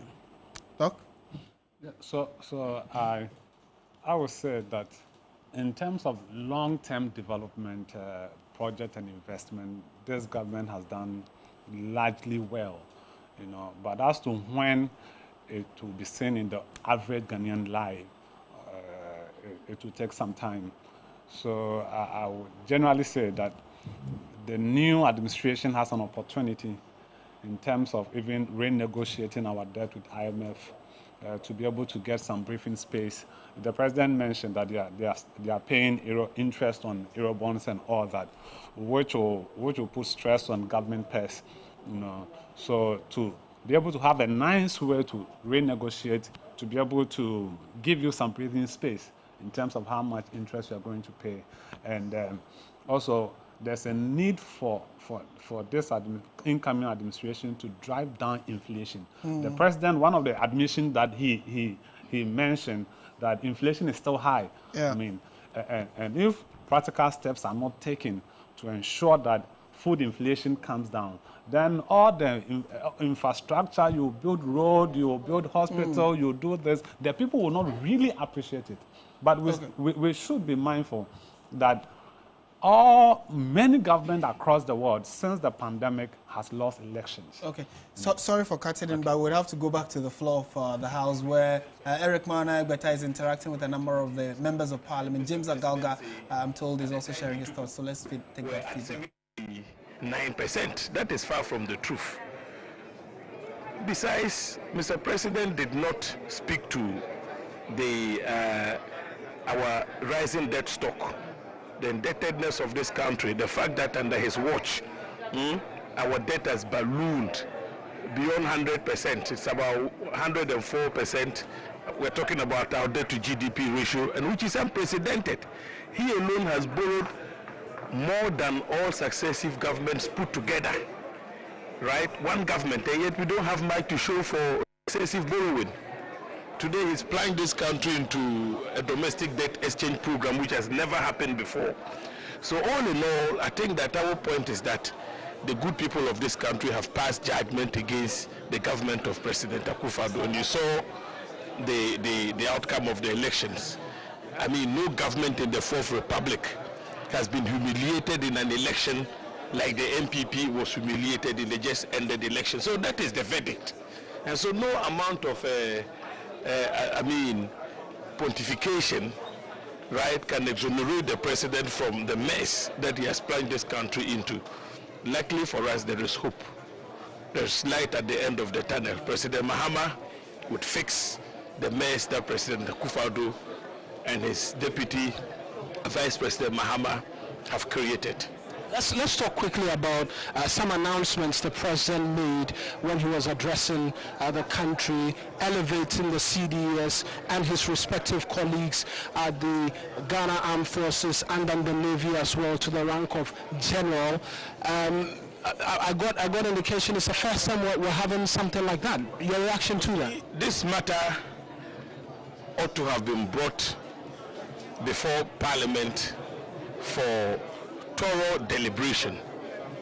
You know, I'm the ranking member for Defense and Interior, Select Committee of Parliament. This matter was only raised in passing. The Minister for Defense raised this matter in passing at committee.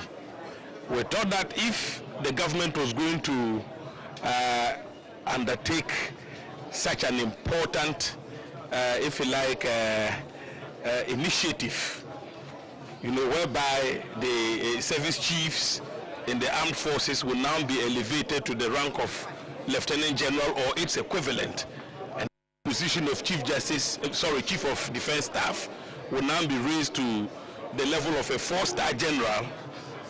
I mean, we ought to have had very serious discussion. I mean, there are a number of questions that we should be looking at. What is the size of our armed forces? Are we thinking of increasing the numbers? To what level? These matters ought to have been discussed. But while they have taken the decision, we would scrutinize the decision. There will be a new commander-in-chief. I am sure when the new commander-in-chief takes over office, he will look into the matter. What will be your advice? No. I will keep that for now. Let the new commander-in-chief take over, and if the time comes when we are called upon to advise, we will definitely advise. For now, all you need to know is that the matter was not thoroughly discussed at committee, even though the minister raised the matter in passing. I mean, that for me is not proper, because this is a very serious decision that they have taken, which affects the operations of the armed forces. I think that the matter ought to have been addressed more thoroughly at the level of committee. Finally, would you be backing the Honourable Speaker Bagbin in the 9th Parliament to be retained as Speaker? He's done well. He's acquitted himself well, and so when he gets the nomination, you can be sure that he would garner the support that he requires. So let's pray that he gets the nomination. But I can tell you on authority that he's acquitted himself very well as the Speaker of this Parliament. Thank you very much, Honourable Agawa. That's the Honourable James Agawa speaking to us. Let's bring in Dr. Dominic Ayeni as well and pick quick thoughts from him. Doc, I appreciate that you could speak to us. We're generally gathering sentiment with respect to reactions to the President's final State of the Nation address. From where you sit wearing the legal cap, he's spoken to the judiciary improvements there. Are you satisfied with the work done by the Akufo-Addo administration over the last 8 years? Well, I think, as the President himself pointed out, this is a constitutional obligation that he came to fulfill, because the Constitution requires that, the President should account to Parliament for his stewardship, and that is what is known as the State of the Nation. For me, in terms of the governance sector, including the judiciary, I have a lot of concerns, given the fact that, His Excellency engaged, very blatantly in the packing of the courts. And most of the time, if you go back and do a background check of the people that he was, appointing, or most of the people that he was appointing, you realize that he was basically, packing the courts, in a partisan way. And that to me is, a record, that we should not be celebrating. Because the judiciary is supposed to be independent, it's supposed to be impartial, and it's supposed to be neutral in the adjudication of disputes between citizens, inter se, and then the citizens and the state. And so if you have a tendency to pack the courts with partisan hacks, what happens then is that, everything or every judgment that has a political coloration, all right, is seen through partisan lenses, and that is bad. But I also wanted to say that, you see, the President, though fulfilling a constitutional obligation, was also not being truthful to Ghanaians. In fact, for want of a better expression, I would say that the President was a walking contradiction. Because... Why do you say that? Because, you see, the President was relying on the Constitution to urge the incoming administration, okay, to complete uncompleted government projects.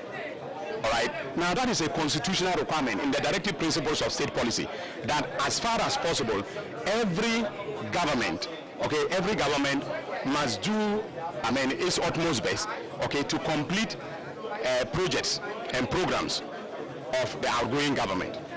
Now, if you take the case of Sagleme housing, all right, I'm just talking, this is just one example, or the Formina District Hospital. These were at a stage of completion that could actually be handed over to the district or to the Ministry of Works and Housing for occupancy in the case of the Sagleme housing. All right, but the Akufo-Addo administration for 8 years abandoned these, state-of-the-art, real estate projects that ended up, basically getting rotten, okay, to the state where they now propose to hand it over to, someone who would, privately fund it for purposes of handing them over or selling them, to private, house owners. So I'm saying that to me makes the president a walking contradiction, okay? Because if he was so mindful of the constitutional injunction to complete the projects of previous administrations, he should have completed Sagleme. He should have also completed, Formina, district hospital and other projects, which were funded with taxpayer funds, before he came into office. He abandoned them to rot. And then today he's urging John Mahama to come and complete what he has started. I think that is... Just finally, with respect to these packing of the courts, what the advice to the next government will be? We've heard Mr. President, the incoming president, mention that they will seek to equal or even it out. Is that still an intention that you're willing to see through? Well, I don't think that the president's elect statement was a reference to partisan packing of the courts. All right, it was basically saying that the courts, as institutions of state, okay, they need to be neutral in the administration of justice.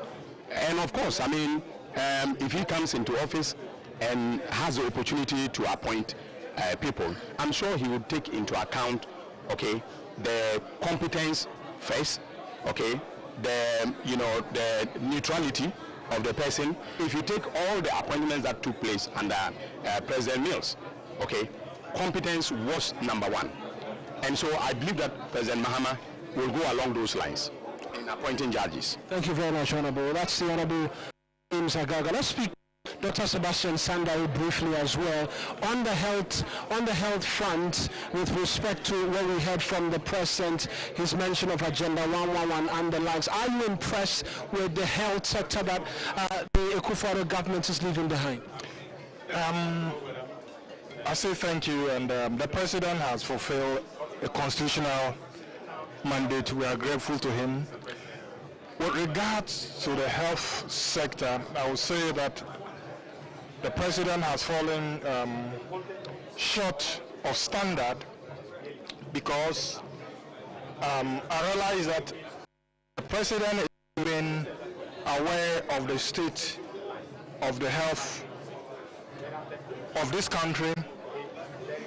I say so because as we speak, you realize that Ghana has recorded cases of cholera.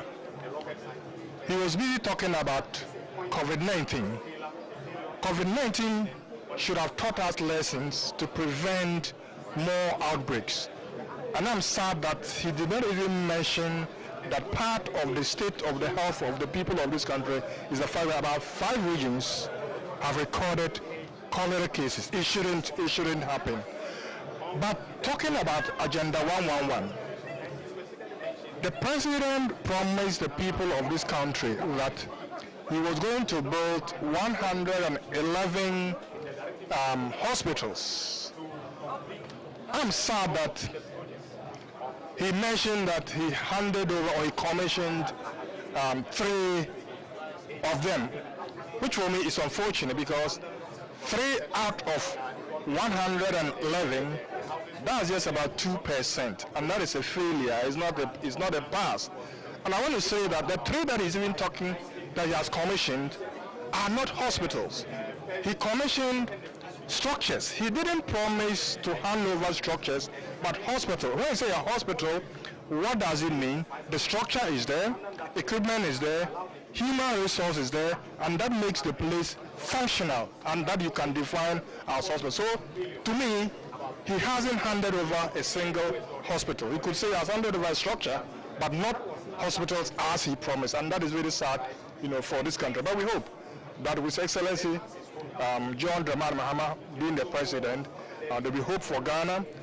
He will work hard to get more hospitals, equipment, and human resource to ensure that there's quality health care in this country. Doc, I appreciate that you could speak to us. That's Dr. Sebastian Sandare, as well as Member of Parliament for the Dafia Mebusa Isa constituency. We're going to try and mix it up a little bit and bring to you the thoughts of majority MPs as well with respect to the address by the President as part of his State of the Nation address. And we've been hearing quite a number of issues, most notable the one of the elevation of the respective generals within the Ghana Armed Forces, the Ghana Air Force, as well as the Ghana Navy as well. And James Agalga, who is the ranking on the Defense and Interior Committee as well, making reference to the fact that that was also something that was brought before Parliament for consideration and subsequent conversations in the lead up to an agreement as to the way forward. Let's speak to the Honourable Honourable, many thanks. Talk to us briefly your impressions as to the President's last State of the Nation address. Well, he did a very good x-ray of the situation. He projected the infrastructure achievements. He also projected the problems he faced. And we don't have to discount it. A man is also measured in terms of the problems he encountered. I kept telling everybody that aside from Dr. Kwame Nkrumah never encountered COVID. He never witnessed the Ukraine-Russia war. The man has really confronted some challenges, and it's giving us, if you like, the everlasting and the strongest social infrastructure ever. The free senior high school. I think, as is being said, let posterity judge him. But it is not a zero government that is being projected. A lot of things have been done, but when you put the propaganda aside, it will be measured over time. That's all I have to say for now. There's a talk about the economy and the nature in which he's leaving it. He's been making the argument strongly that he's not leaving behind a poor economy, but your colleagues on the other side disagree. You're in Parliament, what would you say? But the economy is bouncing back. You see, a lot of things have happened that were of infrastructure rollout. You might talk about a huge infrastructure rollout which can affect debt sustainability. But essentially, if you measure the infrastructure is left behind, it will be paid over time. And it's better to have infrastructure which will be paid over time than it should be zero rated when it comes to infrastructure. I've never heard that Kwame Nkrumah did Agenda 111, that every district in the realm should have a hospital. These are not mean achievements, and we shouldn't just rubbish them. A lot of things have been done.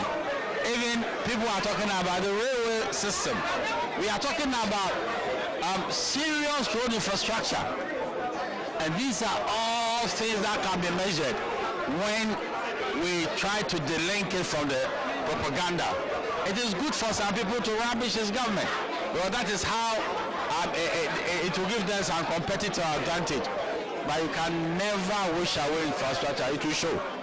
There are those quickly, two quick questions. There are those, despite him admitting to all of the difficulties, it could have sufficed if we had the President apologize, for instance, one, for the DDEP, which caused significant harm to personal finances of individuals. Where do you stand on an argument like that? Well, he's talking about matters of necessity, matters that they couldn't do anything about it. For instance, I didn't see any need to collapse the banks, but evidence is showing that we needed financial sanity. So that is his position. We might not agree with the president 100%, but as he keeps saying, history will judge him favorably. Let's see how it pans out. The next 4 years will also be a measurement of a good government or otherwise. Let's see how it goes. then there'll be a good basis to compare. You talk about the next 4 years, the 9th Parliament, you're bowing out. Your expectations of that 9th Parliament, considering your numbers going into it, there's been a leadership maintenance. What would you be expecting?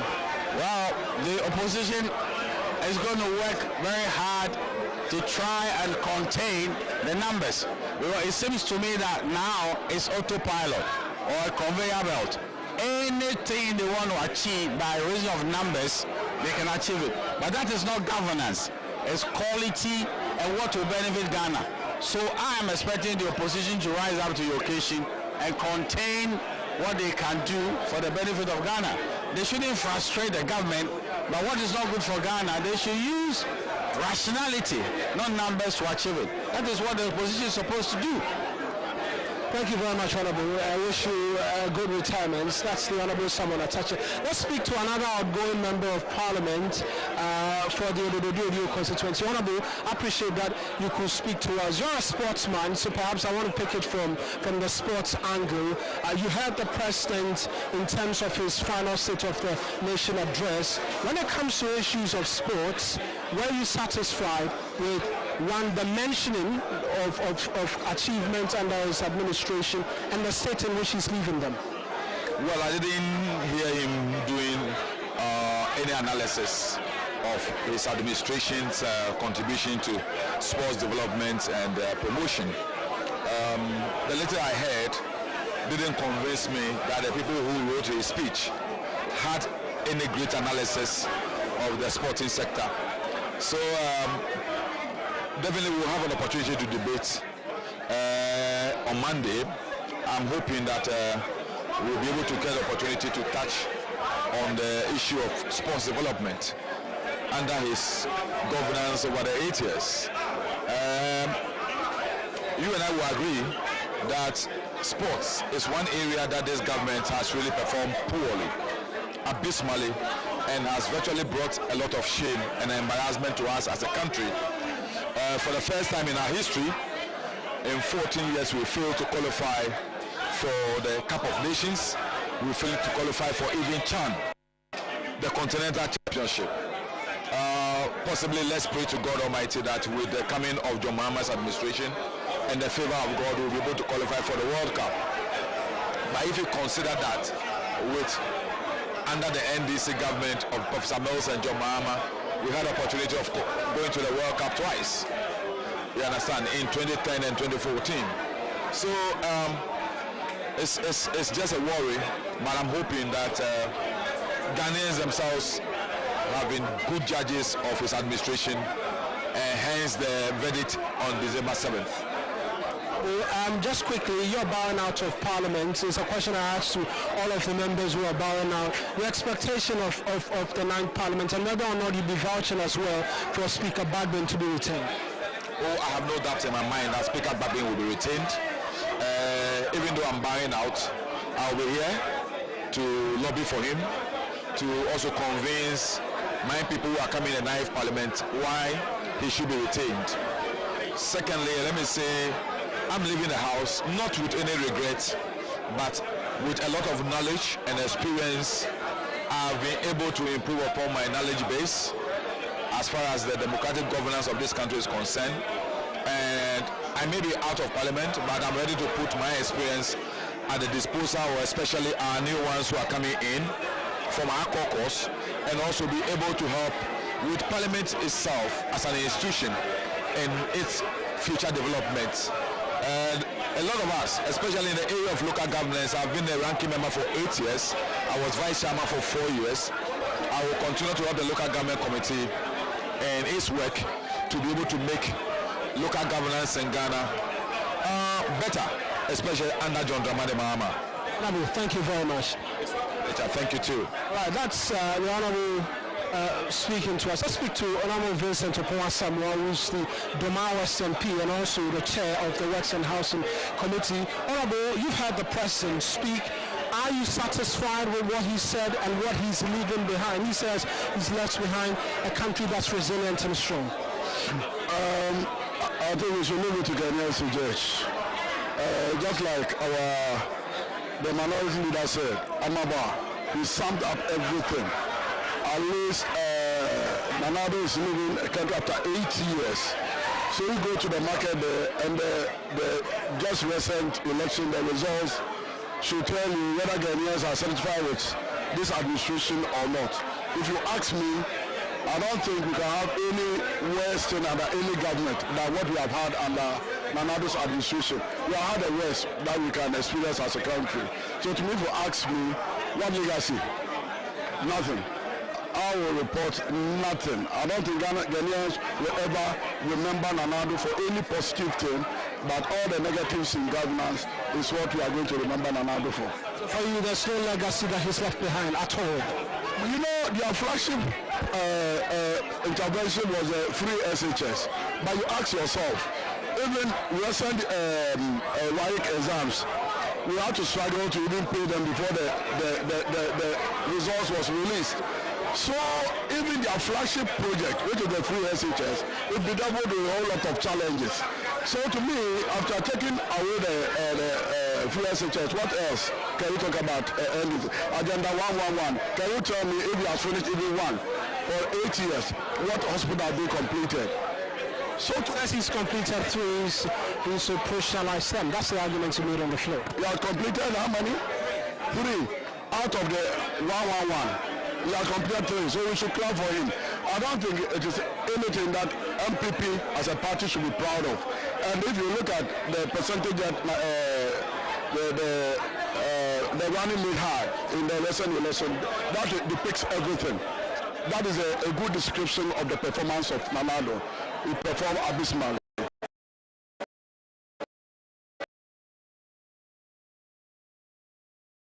So I don't think there's any legacy. Thank you very much. Let's speak to a Western from this side. Thank you very much for speaking to us. Satisfied with what you heard from the president today? Oh yes, very, because at least the president has made it clear that Ghana is not broke, and that all the things we've been able to put together, even though there have been challenges, at least the state as it is today is better than we inherited in 2016. As for elections, they come and go. I mean, if you take COVID and all the government that has fallen because of COVID, it's not only Ghana. Because when COVID came, we had to do some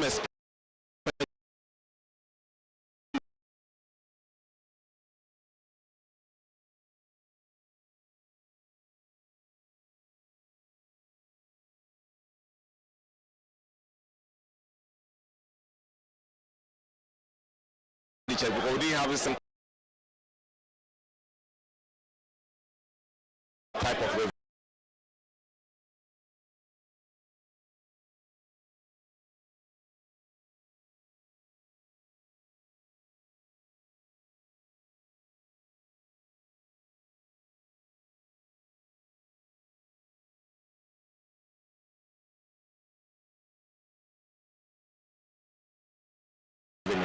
The citizens more dust coming out. So these are some of the little challenges that I believe that we suffered, that maybe percent, which is better than the 3.4 we inherited. Then clearly, I do believe that we've done our best, and the next government should continue to build upon that to make Ghanaians more happier. Because naturally, we take out of the projects that we started to solve the problems in the country. So once we have not been able to complete, it's expected that we complete so that Ghanaians can get the benefit. No, but let's talk about your region. You saw quite a number of seats fall to the NDC. Have you been able to do a post-mortem? Because on the ground or on the internet, if you can agree for me to use that as an example, there's that expression of anger with relation to the statue of the president that you outdoored and all of that. Did you pick the sentiment of the citizens in your region when that went up and how they reacted to it? First and foremost, no government has invested heavily in our region. It's not about liking the president or not. That commendation was because of the investment we've seen in the region. The biggest naval base in Ghana is in Western region, courtesy MPP government. The longest routes that we've built, courtesy the president, is in the Western region. Agenda 111, we've gotten our fair share of it.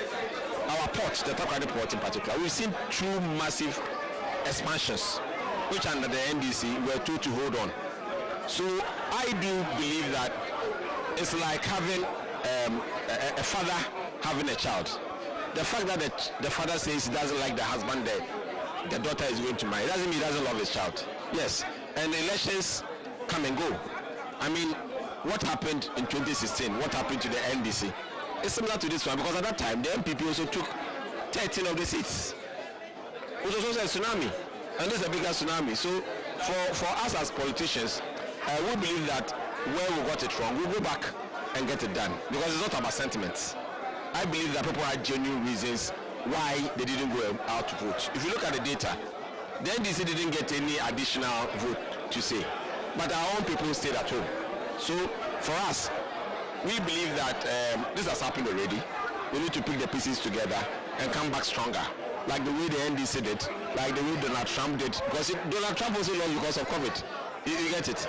So I believe that if we have lost, we'll come back, because we had a new candidate, and naturally when a new candidate is coming up, there are issues that we need to resolve, and we definitely resolve them. But I want to assure you, ever since we started looking at the data, no data that was brought to me showed that we were going to lose.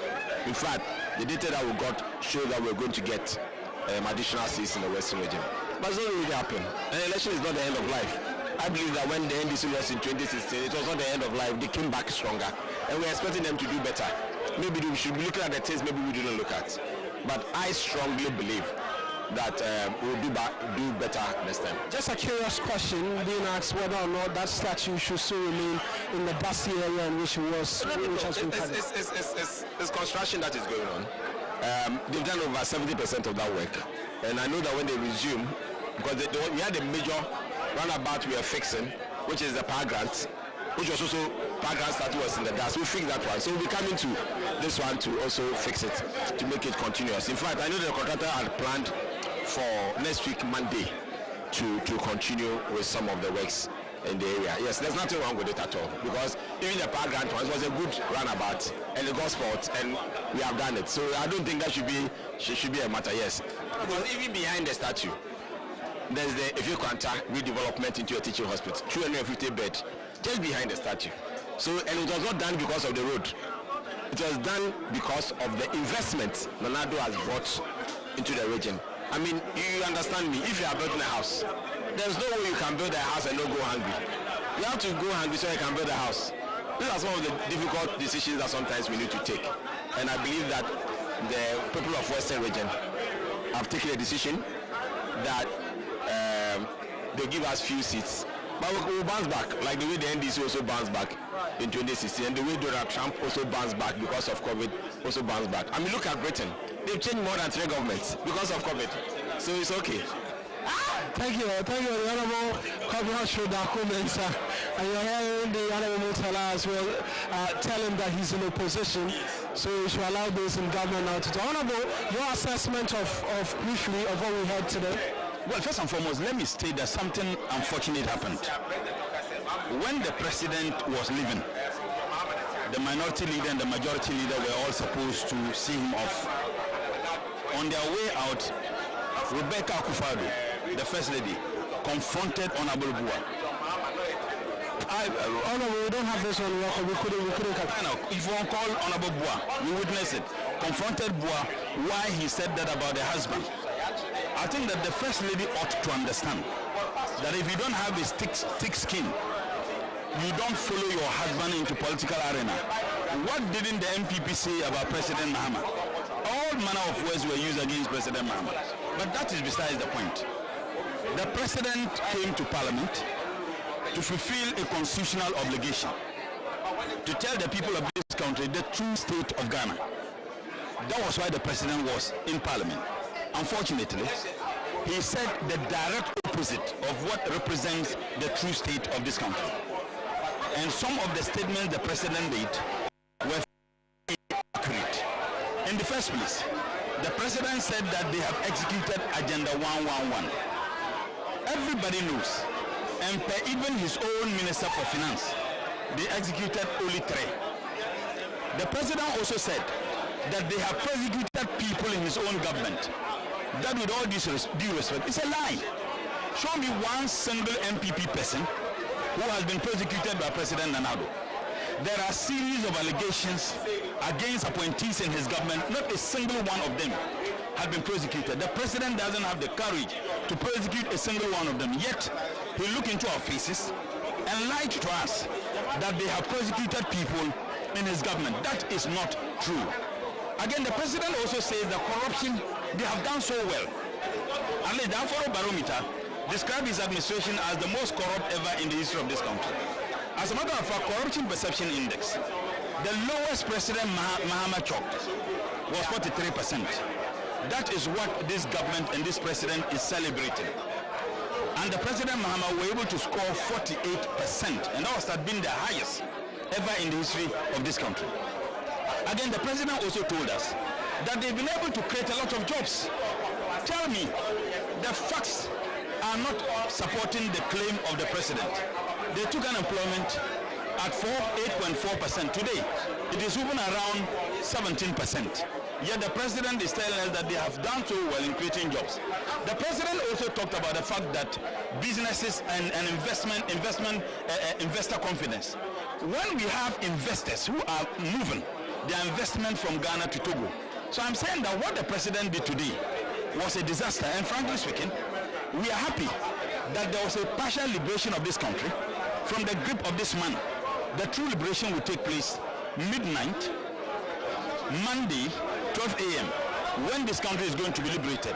Now, I had senior lawyers in this government who have claimed that the president is leaving a legacy, particularly the respected lawyer Okujetu, that the president is leaving a legacy and that people should not be attempting to destroy the legacy of the president.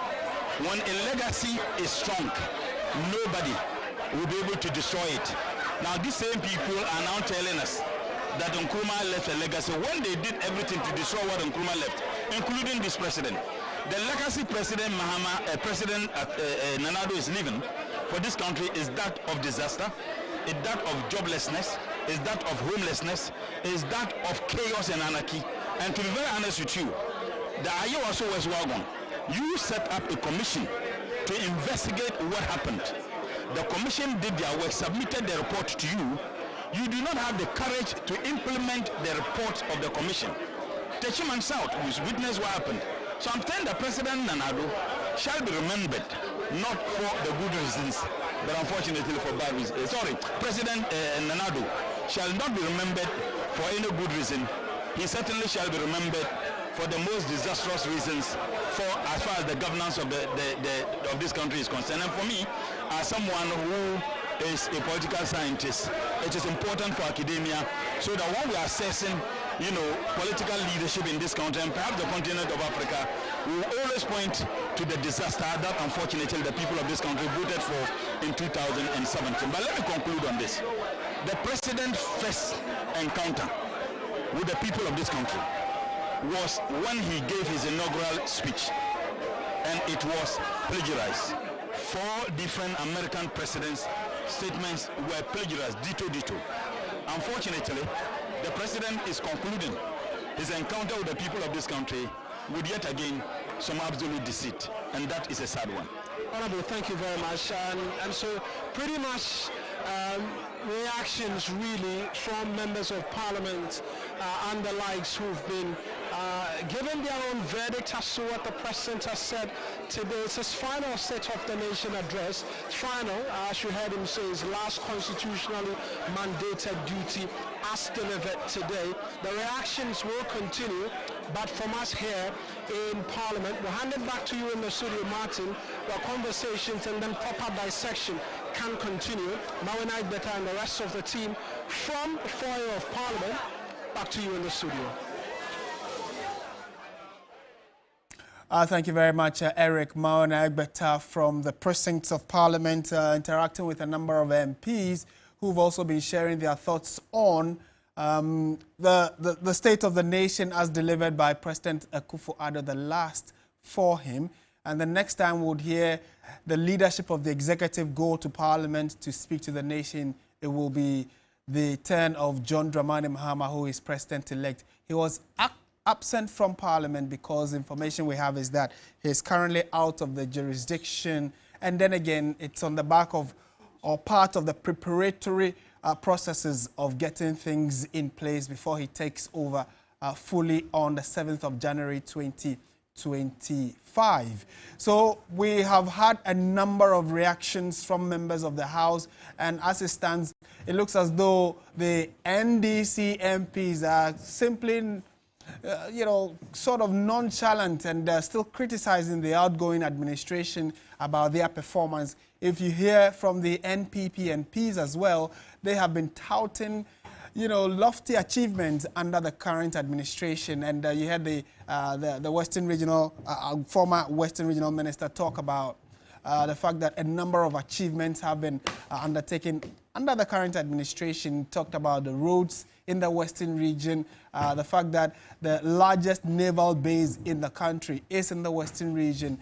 And, the question actually was on the back of the sentiments a number of Ghanaians had expressed on the statue of the president in the region.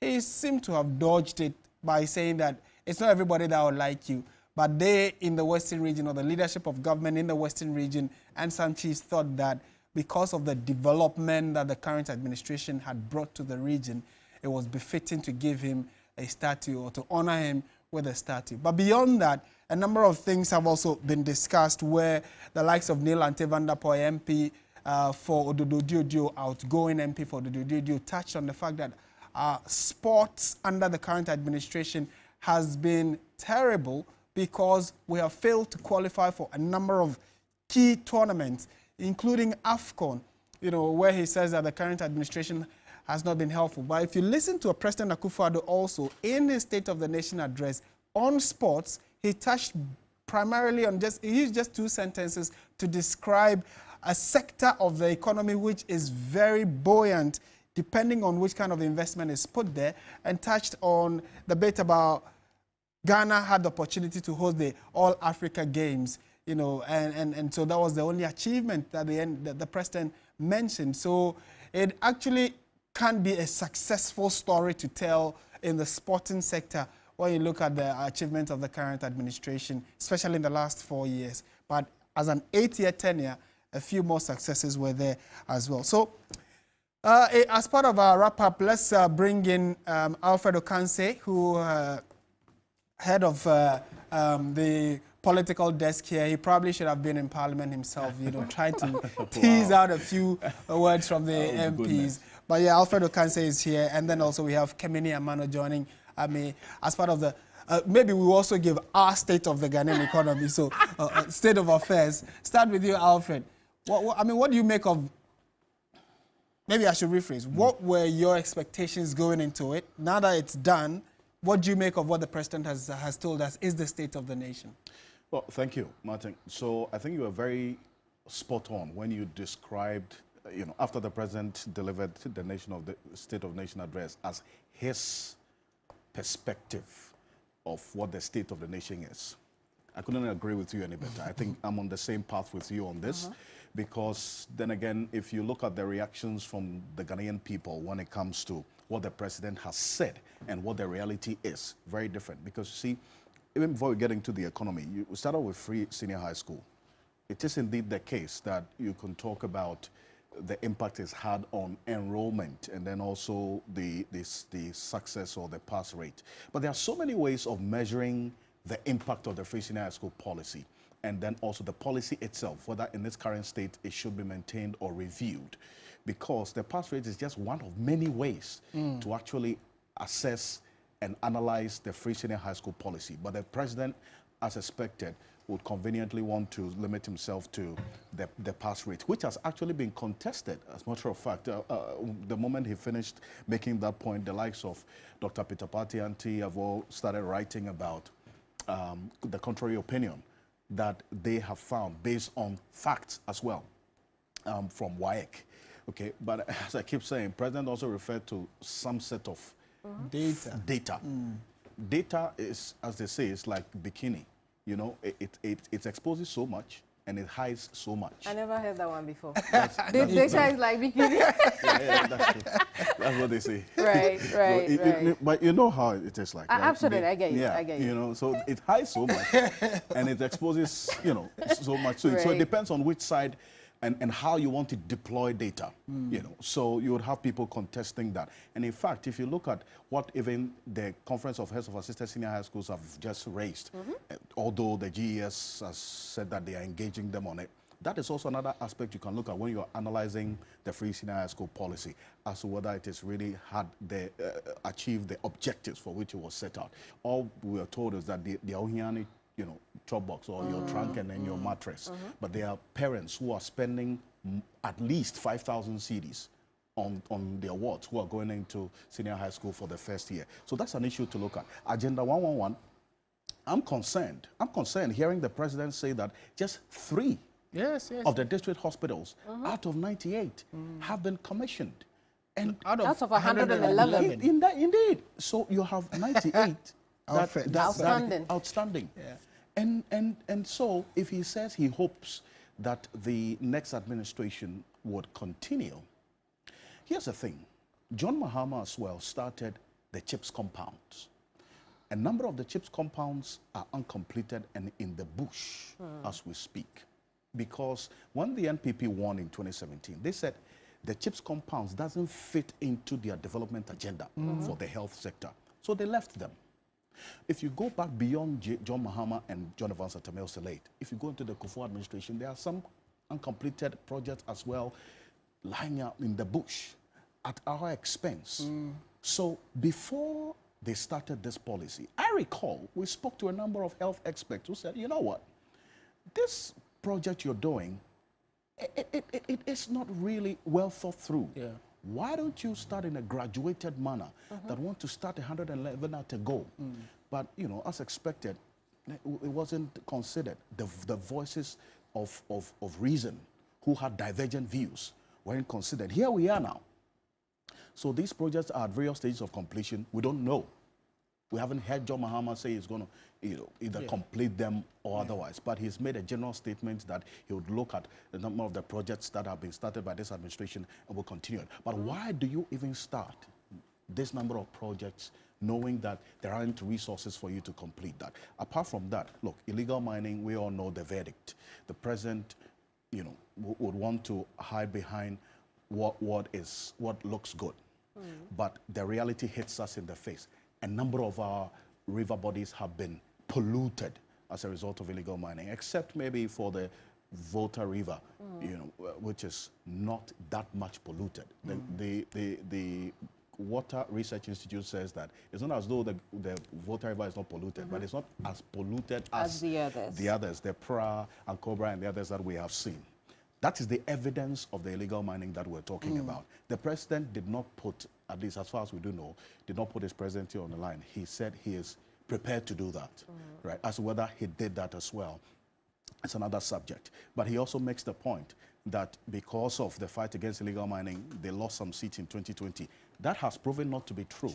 At least the fact-checking we've been doing prior to the elections and even during the elections show that a number of the seats that they lost in the western region, in the eastern region, was not really as a result of illegal mining or the fight against Galamsey, for that matter. You know, so you would also have contrary views to dispute that. The economy as well, we know. I keep saying that, look, the economy is not so much about what you see. It's a lot more about how people feel. You know, so if you hear, you know, you talk about the GDP growth rate, look at the GDP growth rate right now. If we go into the statistics and you drill down the data, if you look at the headline GDP growth rate, it tells a story. But when you go into the detail, I was going to say the devil is in the detail. Look at the areas, the sectorial growth that we have seen. The mining sector actually led with the increase of 4.6% contribution to the gross domestic product of the country. Now, how many Ghanaians have a stake in the mining sector so as to have that GDP growth rate even as a country? Absolutely. To trickle down to the economy. Look at the services sector as well. And then look at industry. In fact, industry grew in the negatives in 2022. Then you raise questions about how much of an impact the 1D, 1F has had. So much that we even wanted to give them a $350 million, tax exemption? we need to be able to question all of these things going forward. Well, anyway, yes. Absolutely. And I agree with Alfred on a number of things. And so since he's dealt with the hard stuff, I'll move on to some of the soft things that I saw with the president. But before then, you know, the issue of the economy. The president creates the impression that because they are leaving behind a 6.2% GDP economy, that is the projected growth, right? It would mean that they have left behind a better economy. But like you rightly said, it is how we feel as a people. And in my last interview with Professor Addo, yes, right, he had made the point, which I agree with completely, that all these numbers mean nothing if the Ghanaian people do not have the purchasing power, if the Ghanaian people cannot live comfortable lives. 6.2 means nothing. And even the 6.2 figure, I've read World Bank papers that have said, look, we can't make that 6.2. It'll probably be around 5% or so. It could even be lower because they expect times to be tough, you know, in 2025, right? Now, let me talk about the soft things. Yeah. When you look at the delivery, the speech, the address that the president delivered today, he started with security. Security, yeah. Right? And you're wondering, this is the first time, if you go from 2017 up until 2024, it's the first time the president is doing this and starting with security. I think you had noted that before. Yeah. I think that it's strategic that he would do that. He will start with security because it's very tangible. Is the country not peaceful? The country is peaceful. Yeah. And so it's very... Especially looking at what's happening in the West African region. Absolutely. And he creates that, and I like that for the president, that, you know, he did that hoping that it will create the atmosphere to receive the rest of the things that, you know, he has to talk about. But what exactly did he say on security, right? My understanding is in 2024, you know, he also started with security, perhaps the same approach for this one as well, right? But I want to move on from that and then touch on the issue of what exactly he spoke on when it came to security. He talked about the neighborhood we find ourselves in. He moves on, brings in the issue of the Electoral Commission and how, yeah, there could be violence, but the truth of the matter is it's peaceful, you know, in this country. But what happened to addressing the people who died in the election? Another opportunity, missed opportunity for the president to talk about that, and he didn't. So while he was trying to give himself a soft landing in whatever he was bringing to the Ghanaian people, he missed that opportunity to address, you know, the issue of the people who had what? Who had died right? During the elections. Indeed. Then he moves on and comes to Galamsey. Yeah. Very fantastic things that he tried to make us believe. And Alfred, you have dealt with that, so I won't go into it. The truth of the matter is the president cannot continue to tell himself that he's done well with Galamsey when after 2020, we know what happened. You left the fight, the illegal miners and the very recalcitrant miners did what they wanted to do, and we have seen the evidence in our water. Our waters haven't changed. I don't know if you are tasting the water from your running taps. The taste have not. Sometimes it really stinks, and it's because of these things. There's an interesting bit. There's and just you know, more or less buttressing the point you're making about Galamsey. It looks as though anytime the media's attention shifts onto something else, we do not know whether or not the situation is getting better or worse, like, because there is less attention on that. But anytime the media decides to shine the light on activities of Galamsey, on a daily, we are even able to monitor the water levels, whether or not the turbidity is worsening or getting better. And in the last few weeks, in the build-up to the elections, beyond the demonstrations that we covered, which were in association to the Galamsey issues, we have not focused on it because we're heavily paying attention to the election and the coverage, etc. So maybe right from now, we have to go back to that assignment, which we have taken upon ourselves, because the poor nature of the water does not affect just the people living in and around it. It does affect people further away.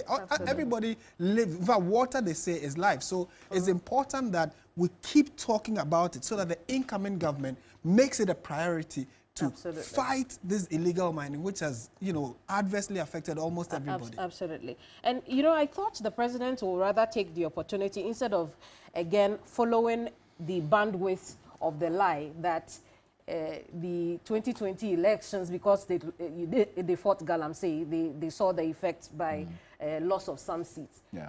You have rightly said that assertion has been debunked already. I don't know why the president is still hanging on it. But he should have taken the opportunity to tell the Ghanaian people that when they were actually seriously fighting Galamsey, there was an improvement in the water. And there is fact to prove to back that, right? From the CSIR. And then there is also fact to show that when they stopped fighting Galamsey, which is the period 2020 to now, the water level, it wasn't. And that is what the president should have laid bare, that at some point when I was doing it, it worked. But we couldn't do it because we were losing seats. We thought we were losing seats. And indeed, we have lost more seats. That aside, right? I want to move on to what happened within that period when he was talking about the Galamsey and moving on to other sectors, when his ADC slumped. A lot of things happened during the... Maybe just a quick one on the Galamsey so that we don't come back to it. If you look at the data that we've all been making reference to disputing this position, you know, that in fact, it's not just the president who said this. I recall after the elections in 2020, Kojo Nkrumah, the information minister at the time, did reiterate this point that the NPP lost this number of seats because of the fight against illegal mining. Because going into that election, the NPP had a majority in parliament. The aftermath of that election left us with 137 with an independent candidate breaking that particular tie.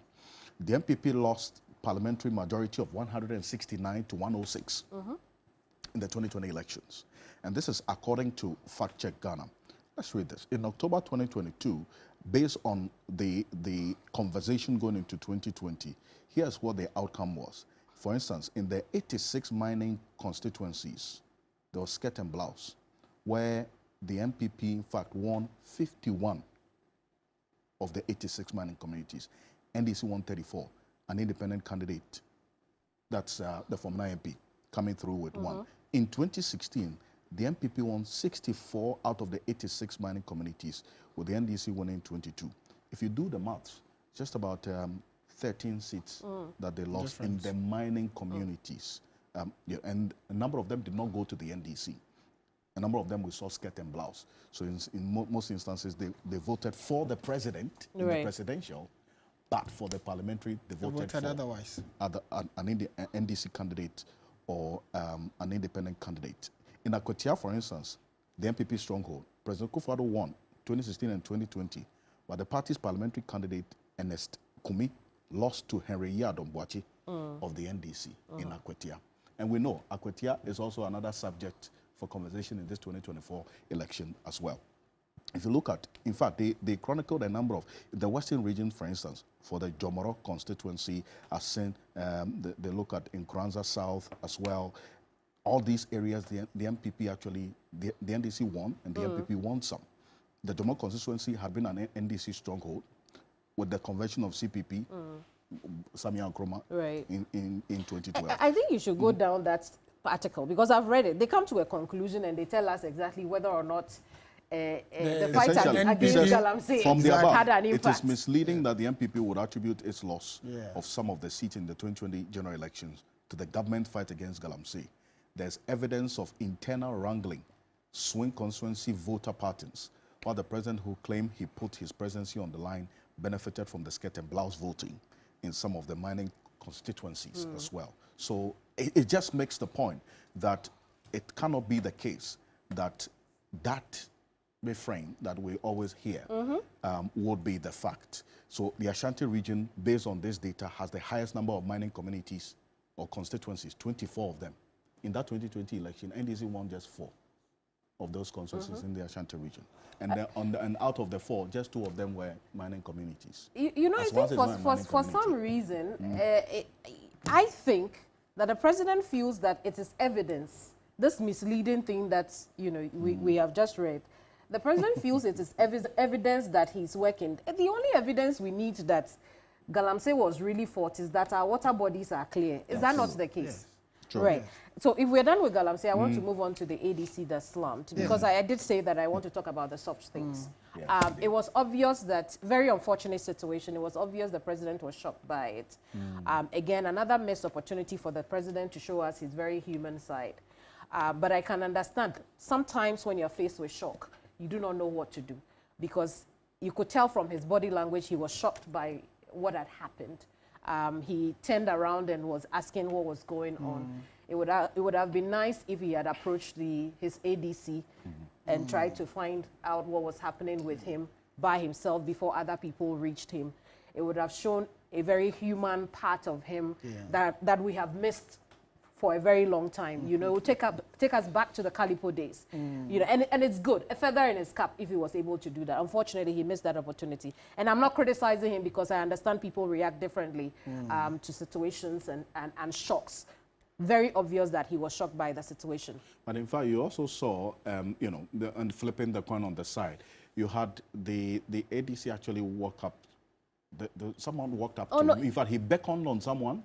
One of the persons there walked up to him. The president, so a couple of people came in to carry the ADC from there to where he had medical attention. So I think the minister's point largely is that if you have someone behind you and the person slams, because he turned, it would have naturally been fair to just go and find out. The point I'm making is to buttress what Kamino was saying, because it wasn't a sudden one.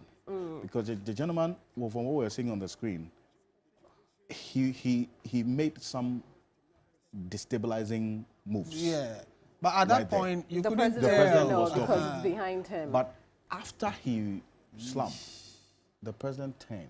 That's where I'm just making the point that you. Absolutely. So this is the point I'm saying. Absolutely, that he could have scored some great points leaving the office of the presidency if he had walked up there before those two people came in. So would that not also be because maybe so many people just rushed on? No, that is not true. He had about 30 seconds to be able to do that. Between him and the man, it's a microsecond, and he could have shown the people that that human side we have missed for a very long time, right? But then, listen, kudos to the running mate, Dr. Matthew Opoku Prempeh, and the former energy minister, the Menchia MP, Menchia South MP. Kudos to him. I hear the word is not kudos, it's kudos. Whatever it is. Listen, but props to him, because look at all the people sitting there. He remembered immediately that he's a medical professional, and then came to the aid. Again, this situation exposes our response to emergency, right? Look at our justices over there. Obviously, they didn't know what to do. They were also shocked. They probably didn't know that they had to get up to give space to the medical people to be able to deal with the situation. It would have been nice if our justices could do that, you know, so that there will be space for Dr. Matthew Opoku Prempeh to do what he has learned in school to do, which I believe perhaps he's done. It's been a long while he's done it, but it was nice to see that a member of parliament got up, none other than Dr. Matthew Opoku Prempeh, gone to the assistance or to the aid of the slumped or unconscious individual before medical professionals came in. Now, when we come back to the president did the right thing, waiting on to hear his ADC as well before he continues talking. But here's where he missed it. The first thing he said to us was, I apologize for what has happened. You apologize when there is a rude interruption. Unfortunately, you cannot consider this a rude interruption. This was one that, again, the president failed to show his... And again, it might be a communication thing, right? He should have told us, I have just... And he was told. You could tell that one of his aides had come there to tell him he's fine. He's been resuscitated. He's stable. You know, the emergency team is taking over now. It was a fine opportunity for the president to tell us, because we were all watching what's going on. Tell us that this is what has happened. You cannot, of course, you cannot give us the medical details. He wouldn't have even received it at the time. He should have just told us that he's fine, he's stable now, and we can continue with what we are doing. Why were you apologizing, Mr. President? To who and for what? There was no point. Perhaps you know, he could take a leaf from this. That next time that's not what you do. There was no need for the apology. I hear we have 4 minutes to go. I want to touch on education briefly before we go. Maybe just for the, in fact, all of you, what you have said, right on spot. For the optics, sometimes for the optics, you do a lot of the things that you have said. And maybe if you had done all of those things, you would probably be saying kudos, you know, to him, you know, for all of that. But maybe I'll just conclude for me on the corruption bit. Last year, the president did not talk about corruption. in his exiting sona, he's talked about corruption, but also not admitting the fact that the reality is far from what he painted. Resourcing or establishing an office is not enough, really. In fact, it's just a drop in the ocean in the fight against corruption. After establishing the office, resourcing the office became a media war. The former special prosecutor is on record to have said everything. Martin Alamisi Ben Skyza Mido. We read about him and his exiting description of President Akufo-Addo. Then Ankwanoma, the current special prosecutor, is also on record to have expressed his frustration through the songs of Baba Yenidie, Obia, Obeko, Ankwanoma. What is happening now is just for us to go beyond the talk and put some action to the fight against corruption. Because, look, we are losing too much. And that's why maybe the next administration or this administration also have to take it up, to diffuse that mindset that politicians rub each other's back, you know, and not fight corruption. Right. You know, because I keep saying that the MPP ran a very competent corruption campaign against John Mahama in 2016. 8 years on, they didn't do anything. In fact, the public couldn't find anything on him. He's come back to win an election, historic, and he's back. The NDC has also run a very good corruption campaign. What is left now is for us to show working the fight against corruption. At least for the greater good. Indeed. Yeah. I agree with you, Alfred. Unfortunately, this is his last one. So, but the truth is, we cannot sugarcoat the issue of corruption. The president attempted to do that in his address when he failed to address the core issues that we are faced by faced with as a people. But I did say that I'll bring in education quickly. Look at the issue with the reopening of senior high schools. Do we know whether or not they have reopened? Remember that Charles had released a statement. The Education Service also released a statement that they should go to school. Parents are left in limbo. Students don't know what to do. And the president didn't take the opportunity to address the issue. Again, another disappointment for me that I didn't hear anything on that. But that's where I'll leave it. I think when you look at the achievements of the NPP on paper, it looks very nice. But it would appear in reality, it was a touch-and-go situation that did not particularly impact positively the people. I'll leave it here. Well, great stuff. It's good that we have all shared our perspectives on the issues that have come up at the State of the Nation as addressed by the outgoing president Nana Addo Dankwa Akufo-Addo. He has just about 4 days, probably, give it 5, and we will have a new government in place. What he has told Parliament, he has also presented a document to the Speaker of Parliament, which is the state that he's leaving the country in, and would hopefully, when the new administration also takes over, keep very close eyes on how he's going to be rolling out his administration, what are the key priorities to be focusing on, and how we as a people can all stand to benefit from the governance of John Dramani Mahama, the incoming president. We'll definitely, at your election command center, be policing his administration as well as we have done all other governments. So do stay with us as we take on this mantle for you and for the people. Thank you very much for watching. It's been our live coverage of the State of the Nation by President Akufo-Addo. I am Martin Esiedidate. We had Alfredo Kanse passing through, and then also Kamini Amano giving her final State of the Nation on the State of the Nation of Akufo-Addo. Thank you very much for watching. We're resuming regular program, and do have a good afternoon. Bye for now.